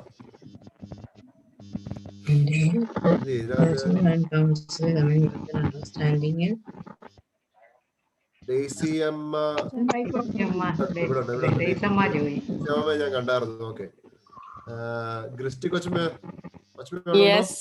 ഉണ്ടല്ലോ. കൊച്ചുമേ ബാരിയേഴ്സ് ഓഫ് കൗൺസിലിംഗ് ഏതൊക്കെയാ കൊച്ചുമേ? Referral, reluctance, resistance, transference, counter transference. പിന്നെ ഉണ്ടായിരുന്നില്ല, ഒരെണ്ണം കൂടെ ഉണ്ടാവും, ഞാൻ എഴുതിയില്ല. ഇതിനകത്ത് ട്രാൻസ്ഫറൻസ് എന്ന് പറഞ്ഞാൽ എന്താ? എന്തോ ട്രാൻസ്ഫറൻസ് കൗൺസിലിക്ക് കൗൺസിലറോട് ഒരു പ്രത്യേക അടുപ്പം ഉണ്ടാകും.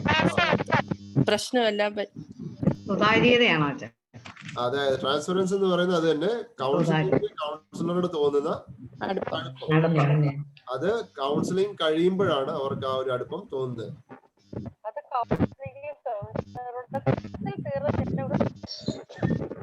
ക്ലിയർ ആകുന്നില്ല. ആരോ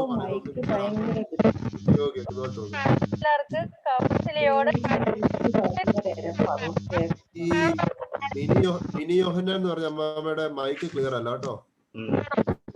ആ മൈക്ക് മുഴുവൻ ബ്ലർ ആയിട്ട് ക്ലിയർ ആവുന്നില്ല.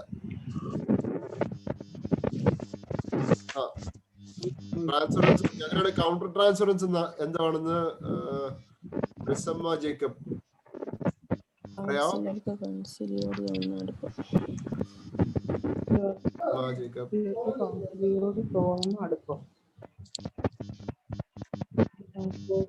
ആള് സ്ഥലത്തില്ലേ? ആള് സ്ഥലത്തില്ലേ?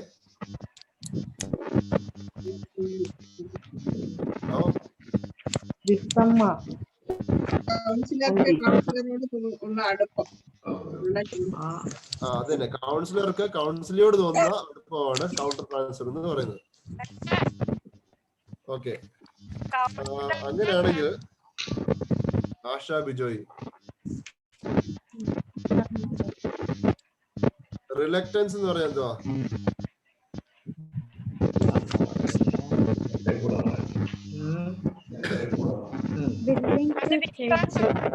willing to change. എന്താ? not willing to change. Not willing to change അല്ല,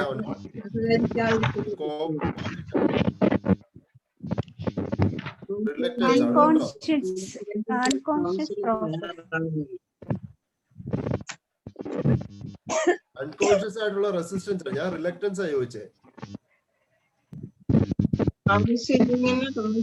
റിലക്റ്റൻസും റെസിസ്റ്റൻസും വ്യത്യാസം എന്തുവാ? കേക്കോ?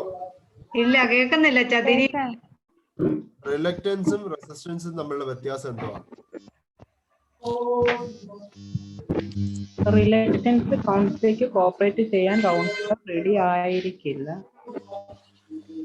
കൗൺസിലറും കൗൺസിലിയും തമ്മിലുള്ള റിലക്റ്റൻസ് എന്ന് പറയുന്നത് willing to cooperate. അത് തന്നെ. റിലക്റ്റൻസ് എന്ന് പറയുന്നത് അൺവില്ലിംഗ് ടു കോപ്പറേറ്റ്. നമ്മുടെ ഈ സ്റ്റേജസ്, കൗൺസിലിംഗിന്റെ സ്റ്റേജസ് പറയുമ്പോൾ അല്ല പ്രോസസ് പറയുമ്പോൾ അവർക്ക് നമ്മൾ എന്ത് പറഞ്ഞു കൊടുത്താലും അവര് റെഡി ആയിരിക്കത്തില്ല. കൗൺസിലിംഗ് റെഡി പറഞ്ഞാൽ എന്ത് ചോദിച്ചാലും തിരിച്ചു പറയാത്ത തിരിച്ച് സഹകരിക്കാത്ത ഒരു സമയമാണ്, ഒരു രീതിക്കാണ് റിലക്റ്റൻസ് എന്ന് പറയുന്നത്. റെസിസ്റ്റൻസ് എന്ന് പറയുന്നത് അവരറിയാതെ അൺകോൺഷ്യസ് ആയിട്ട് അവര് ചേഞ്ച് ചെയ്യാൻ റെഡി അല്ല. അവരിപ്പോ എന്താ ചോദിച്ചാലും അവർ പറയുന്നുണ്ടാവും, പക്ഷെ അവര് പറയുന്ന റെസ്പോൺസുകളിലെല്ലാം തന്നെ അവർക്ക് മാറ്റം ഉണ്ടാകാൻ റെഡി അല്ല എന്നുള്ള രീതിയിലുള്ള റെസ്പോൺസുകളായിരിക്കും. അതായത് നമ്മുടെ മൂന്നാമത്തെ സ്റ്റേജ് എന്താ പറയുന്നത്? പേഴ്സണലൈസേഷൻ. പേഴ്സണലൈസേഷൻ സ്റ്റേജിൽ നമ്മൾ എന്താണ് കൗൺസിലിംഗ് പറഞ്ഞു കൊടുക്കണം, നിങ്ങളുടെ പ്രശ്നത്തിന്റെ ഒരു പരിധി വരെ കാരണക്കാരാണ് ഡയറക്ട്ലി അൺകോൺഷ്യസ് ആയിട്ട് അവരറിയാതെ തന്നെ പറയാണ്, എന്റെ ഭാഗം അറിയാതെ തന്നെ പറയുന്ന ആ പ്രക്രിയയാണ്.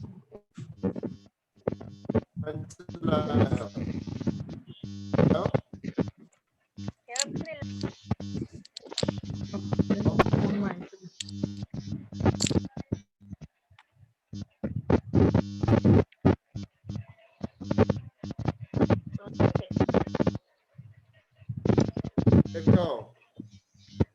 ആരുടെയും മൈക്ക് ക്ലിയർ മൈക്ക് ഇതിനകത്ത് കയറി സ്റ്റക്ക് ആവുന്നു.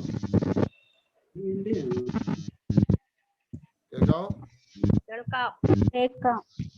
ആരുടെയോ മൈക്കിന്റെ സൗണ്ട് ഭയങ്കര ആരുടെയോ മൈക്കിന്റെ സൗണ്ട് ഭയങ്കരമായിട്ട് ഇതുണ്ട്.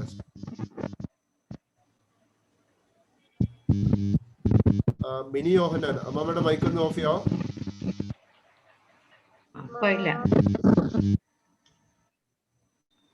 ഇപ്പൊ ഓക്കെ ആയി. ഇടയ്ക്ക് മാത്രം ഓണാക്കിയാ നമ്മൾ പറയുമ്പോ ഓണാക്കിയാ മതി കേട്ടോ അമ്മമ്മേ, നമ്മൾ പറയുമ്പോ ഓണാക്കിയാൽ മതി. അപ്പം റിലക്റ്റൻസും റെസിസ്റ്റൻസും തമ്മിലുള്ള വ്യത്യാസമാണ് ഞാൻ പറഞ്ഞത്. റിലക്റ്റൻസ് എന്ന് പറയുന്നത് അവരുടെ സംസാരത്തിൽ തന്നെ നമുക്ക് മനസ്സിലാവും അവർക്ക് ഒട്ടും റെഡി അല്ല, അവര് കോപ്പറേറ്റ് ചെയ്യാനോ റാപ്പോ ഫോം ചെയ്യാനോ റെഡി അല്ല, കൗൺസിലിംഗ് റെഡി അല്ല എന്ന് കാണിക്കുന്നതാണ് റിലക്റ്റൻസ് എന്ന് പറയുന്നത്.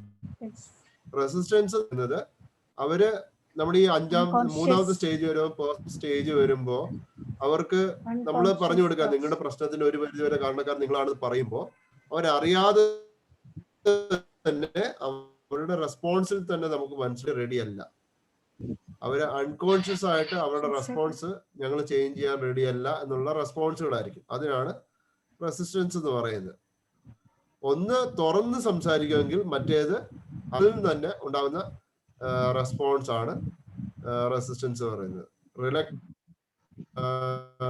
അൺറെഡിനെസ്സും റെസിസ്റ്റൻസ് എന്ന് പറയുന്നത് അവർ തുറന്ന് പറയാതെ അവരുടെ ഉള്ളിൽ നിന്ന്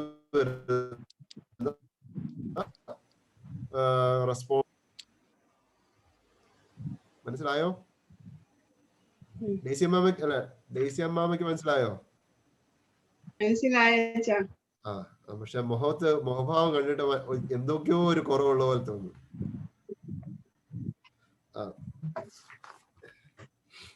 അത് കഴിഞ്ഞിട്ട് അവസാനത്തെ ഭാഗമാണ് നമ്മുടെ ആപ്ലിക്കേഷൻ. കൗൺസിലിംഗിന്റെ ആപ്ലിക്കേഷൻ ഭാഗമാണ് അവസാനത്തെ ഭാഗം. അത് ഓൾറെഡി നിങ്ങൾ അസൈൻമെന്റ് ആയിട്ട് പറഞ്ഞതായതുകൊണ്ട് ഞാൻ അതിനകത്തോട്ട് പോകുന്നില്ല. നമ്മൾ ഇത്രയും ക്ലാസ്സുകൾ എടുത്തു. ഇനി ഇതിനകത്ത് സംശയമായിട്ടുള്ള എന്തെങ്കിലും ഉണ്ടോ?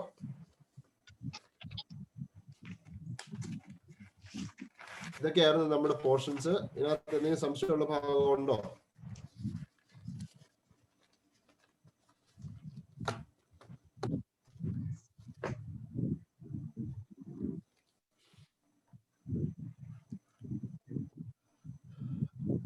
ഇതായിരുന്നു നമ്മുടെ സിലബസ്. ഏതാ? ട്രാൻസ്ഫറൻസ് അത് ഇത് കഴിഞ്ഞിട്ടാണോ വെച്ചാൽ? ട്രാൻസ്ഫറൻസ് എന്ന് പറയുന്നത് കൗൺസിലിംഗ് ഉണ്ടാകുന്ന പ്രശ്നങ്ങൾ, കൗൺസിലിംഗ് വരാൻ പോകുന്ന പ്രശ്നങ്ങളെ കുറിച്ച് പറയുന്ന കാര്യങ്ങളാണ്. ഒന്ന് ട്രാൻസ്ഫറൻസ്, കൗണ്ടർ ട്രാൻസ്ഫറൻസ് എന്ന് പറയുന്നത്.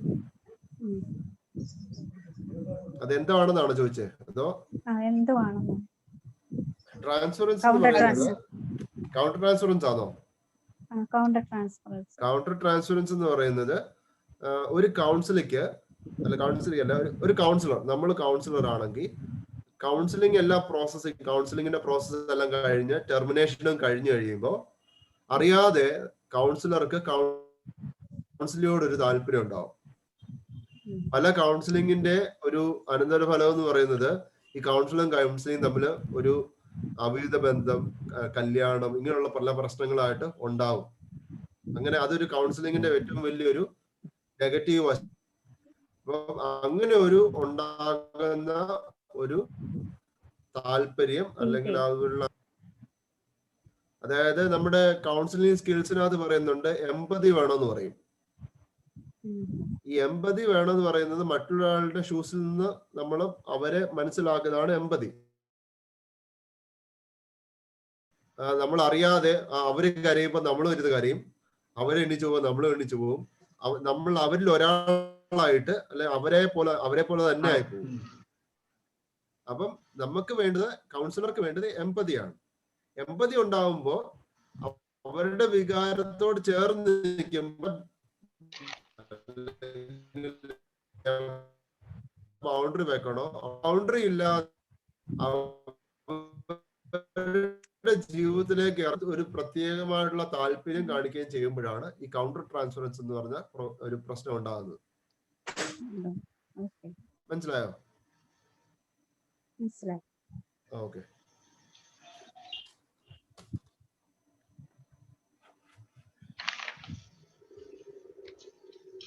നിങ്ങൾ ആരും പേടിക്കണ്ട, ഞാൻ വലിയ കടുപ്പിടുത്തം പിടിച്ചുള്ള മാർക്കൊന്നും ഇടത്തില്ല. നിങ്ങൾ എഴുതുന്ന അനുസരിച്ചുള്ള മാർക്ക് എടുത്തുള്ളൂ കേട്ടോ. അതറിയാം, അതേ കിട്ടത്തുള്ളെന്നറിയാം. അങ്ങനല്ല പറഞ്ഞത്, എഴുതിയാൽ മാത്രമേ കിട്ടുള്ളൂ എന്നല്ല ഞാൻ പറഞ്ഞത്. എഴുതുന്നത് ഏറ്റവും രസകരമായിട്ട്, ഇപ്പം ഇത്രയും പേപ്പർ നോക്കേണ്ടതല്ലേ, പേപ്പർ നോക്കേണ്ടതാകുമ്പോ അത് പേപ്പറായിട്ടാണോ നോക്കുന്നത് അതോ ഓൺലൈനാണോ നോക്കുന്നത് അറിയത്തില്ല. അത് കൊച്ചുമ അതിനുള്ള അറേഞ്ച്മെന്റ് ചെയ്യാന്ന് പറഞ്ഞു. അപ്പം അതിനനുസരിച്ച് ചെയ്യുമ്പോൾ വായിക്കാൻ രസമുള്ള രീതിയിലൊക്കെ എഴുതുവാണെങ്കിൽ നമ്മള് ഞാൻ പറയില്ല അപ്ലൈ ചെയ്ത് എഴുതുന്നത് നല്ല രസകരമായിട്ട് ക്ലിയർ ആയിട്ടൊക്കെ തന്നെ എഴുതുമെങ്കിൽ അതിനനുസരിച്ചുള്ള മാർക്ക്, ഞാൻ പറയില്ല അണ്ടർലൈൻ ചെയ്ത് ക്ലിയർ ആയിട്ട് എഴുതി പാരഗ്രാഫ് ഒക്കെ ഇട്ട് ഒക്കെ എഴുതുവാണെങ്കിൽ അതിനനുസരിച്ചുള്ള മാർക്ക് കിട്ടും കേട്ടോ. അപ്പൊ ഒരു എസ് എന്ന് പറയുന്നത് ആദ്യത്തോടെ അവസാനം ഒരു ഒറ്റ പാരഗ്രാഫിൽ എഴുതരുത്, പല പാരഗ്രാഫ് ഒക്കെ ആയിട്ട് വൃത്തിയായിട്ട് എഴുതാൻ വേണ്ടി നോക്കണം കേട്ടോ.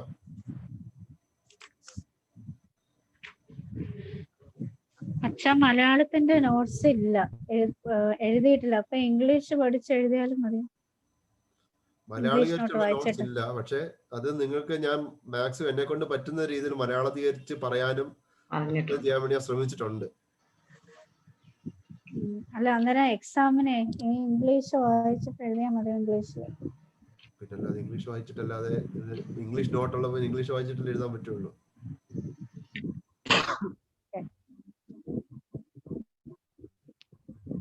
അതിപ്പോ ഇംഗ്ലീഷ് ഒട്ടും മനസ്സിലാകാത്തതായിട്ട് വല്ലതും ഉണ്ടോ? ഇടയ്ക്കൊക്കെ ചില പേപ്പറിനകത്ത് പിന്നെ ഇങ്ങനെ വ്യക്തമില്ലാത്ത പോലെ കിടപ്പുണ്ട്, വേർഡ്സ് ഒക്കെ കുറെ മാഞ്ഞും അങ്ങനെയൊക്കെ. അതെന്തുകൊണ്ടാണ് അങ്ങനെ എനിക്കറിയത്തില്ല.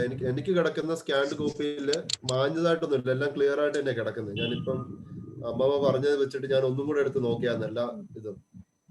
ഇൻട്രൊഡക്ഷൻ ടു കൗൺസിലിങ്ങിന്റെ ആദ്യത്തെ അവിടെ കുറെ എല്ലാം ഇങ്ങനെ പിന്നെ ഇൻട്രൊഡക്ഷൻ ടു കൗൺസിൽ ചാപ്റ്റർ 12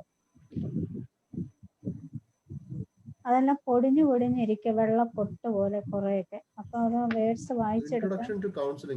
നമ്മള് എത്രാമത്തെ ചാപ്റ്ററിലായിട്ട്? ചാപ്റ്റർ 12 അത് നല്ലതായിട്ട് ക്ലിയർ ആയിട്ട് കിടക്കുന്നത്. ആണോ?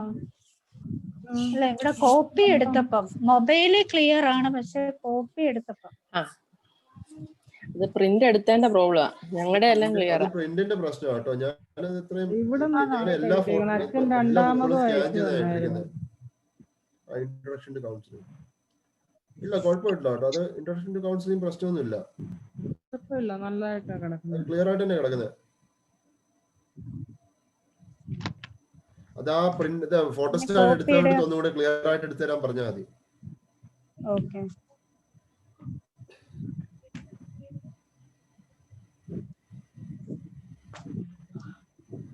വേറെ എന്തെങ്കിലും സംശയമായിട്ട് വല്ലതും ഉണ്ടോ? അല്ലെ പിന്നെ ഇനി നമുക്ക് ഗോതയെ വെച്ച് കാണാന്ന് പറഞ്ഞിട്ട് നിപ്പിരിയേണ്ടി വരും അല്ലേ? MSc എന്ന് പറഞ്ഞ 7-ാം തീയതി പഠിപ്പിച്ച MSc എന്ന് പറഞ്ഞത് മെന്റൽ സ്റ്റേറ്റ് എക്സാമിനേഷൻ എന്ന് പറഞ്ഞൊരു കാര്യമാണ്. ഞാൻ പറഞ്ഞല്ലോ, നമ്മുടെ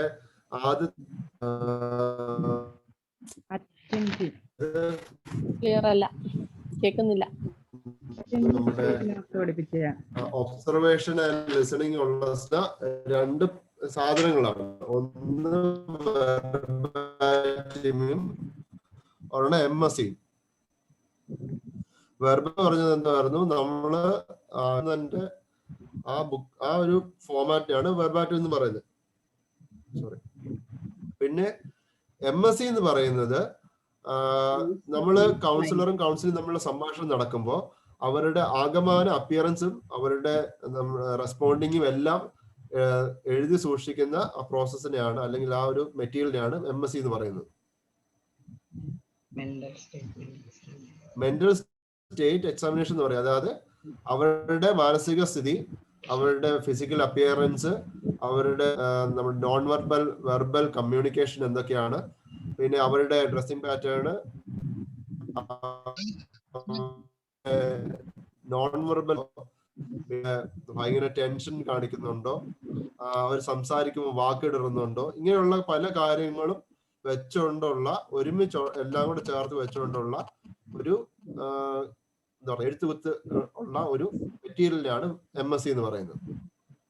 വെർബാറ്റിം എന്ന് പറയുന്നത് അവരെന്ത് സംസാരിക്കുന്നു, കൗൺസിലർ എന്ത് പറയുന്നു, കൗൺസിൽ എന്ത് റെസ്പോണ്ട് ചെയ്യുന്നു, ഇത് അതേപടി നമ്മൾ ഈ ഡയലോഗ് എഴുത്തില്ലേ, ഈ സ്കിറ്റിനൊക്കെ ഡയലോഗ് എഴുതുന്ന പോലെ എഴുതുന്ന ഡയലോഗായിട്ട് MSc എന്ന് പറയുന്നത് നമ്മൾ ആ കൗൺസിലറെ കണ്ടിട്ട് കൗൺസിലറുടെ സംസാരം എല്ലാം കഴിയുമ്പോൾ അവരുടെ എല്ലാ കാര്യങ്ങളും, അവരുടെ റെസ്പോണ്ടും, ഞാൻ മുമ്പേ പറഞ്ഞ എല്ലാ കാര്യങ്ങളും കൂടെ ചേർത്ത് ഉൾക്കൊന്ന് പറയുന്നത്. കിട്ടിയോ?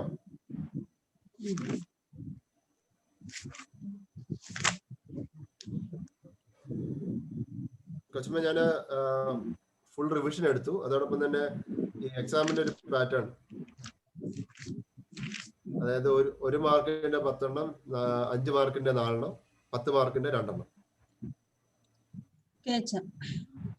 2 മണിക്കൂർ സമയം അല്ലയോ? 2 hours. 2 മണിക്കൂർ മതിയാവും.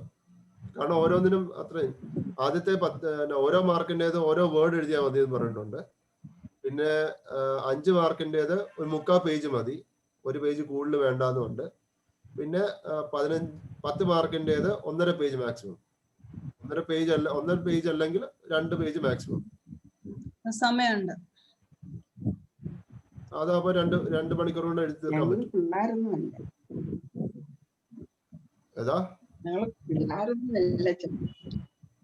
ഇതിനകത്തുള്ളതല്ലേ family counselling, cross counselling, last പഠിപ്പിച്ച മാനസിക സംഘർഷങ്ങൾ.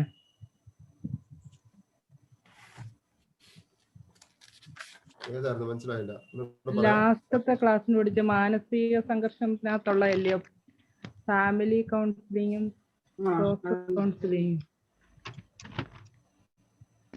മാനസിക സംഘർഷങ്ങളിലുള്ളതല്ലേന്നോ?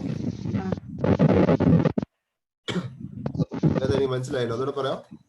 ലാസ്റ്റത്തെ ക്ലാസ്സിൽ പഠിപ്പിച്ചായിരുന്നു മാനസിക സംഘർഷങ്ങൾ, അത് നമ്മുടെ ആപ്ലിക്കേഷൻ ആണ്. അതായത് കൗൺസിലിംഗ് എവിടൊക്കെ ഏതൊക്കെ സാഹചര്യത്തിൽ ഉപയോഗിക്കാം എന്ന് പറയുന്ന കാര്യങ്ങളാണ് അതൊക്കെ.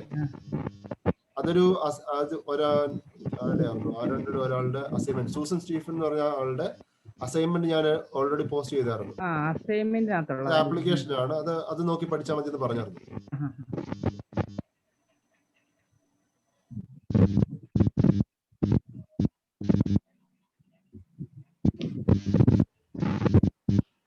കേരള കൗൺസിലിംഗിന്റെ അവസാന ക്ലാസ്സിലേക്ക് നമ്മൾ വന്നെത്തിയിരിക്കുന്നു.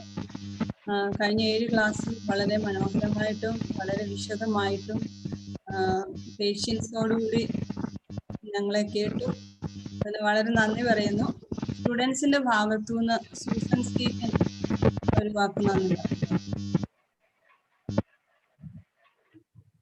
Thank you, Sophia Pachimma, for giving me this opportunity to thank Robin Achan.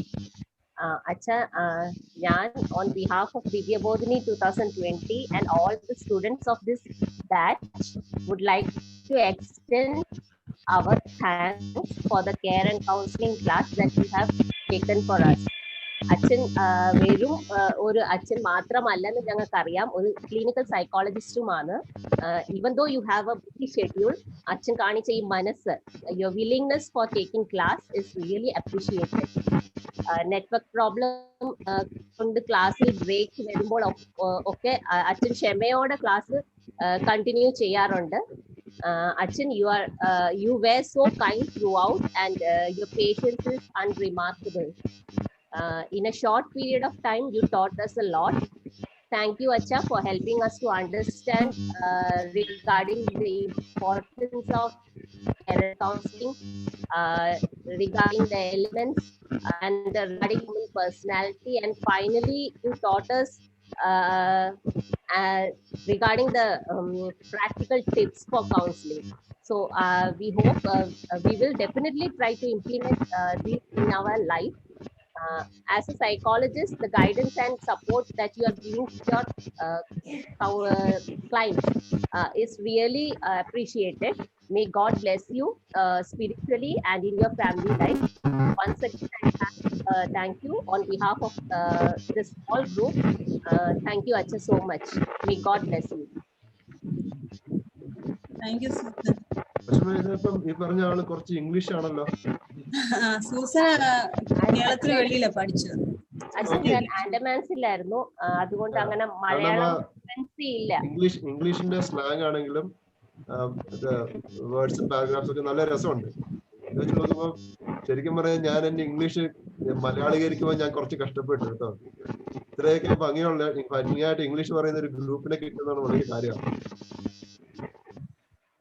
Thank you, Acha. Thank you. Okay.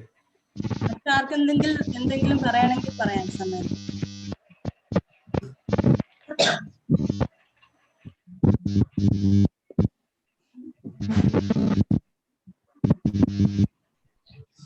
ഇരുപത്തെട്ടാം തീയതിയാണ് നമ്മുടെ എക്സാം.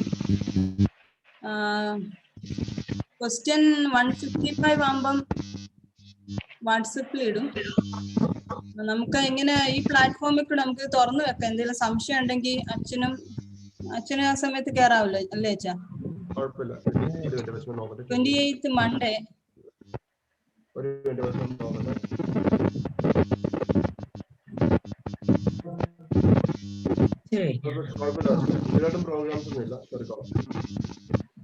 സംശയം അച്ഛൻ ക്ലിയർ ചെയ്ത് തരും. ഇതിനായിട്ടും പ്രോഗ്രാംസ് ഒന്നും ഇല്ല. പിന്നെ 28 എന്റെ ബർത്ത്ഡേ ആയതുകൊണ്ട് ചിലപ്പോൾ ഞാൻ എന്റെ വീട്ടിൽ പോകുമായിരിക്കും. നല്ല ദിവസം. കുഴപ്പമില്ല, ഞാൻ അവിടുന്ന് കയറിക്കോളാം. എങ്ങനെയും കയറിക്കോളാം. ബർത്ത്ഡേയുടെ ചെലവ് ചെയ്യണം അച്ഛാ.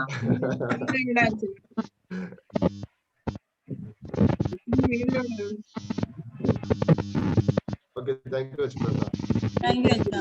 നമുക്ക് പിരിയാം. കൊച്ചമ്മ ആഫ്റ്റർനൂൺ എക്സാം അല്ലേ? അതെ. എന്തെങ്കിലും പ്രയാസമുണ്ടോ?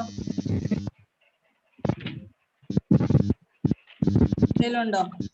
കൊച്ചമ്മ എനിക്ക് 28 29 ഞാൻ കൊച്ചമ്മയോട് പറഞ്ഞായിരുന്നല്ലോ. അതെപ്പോഴാ എക്സാം? അത് 29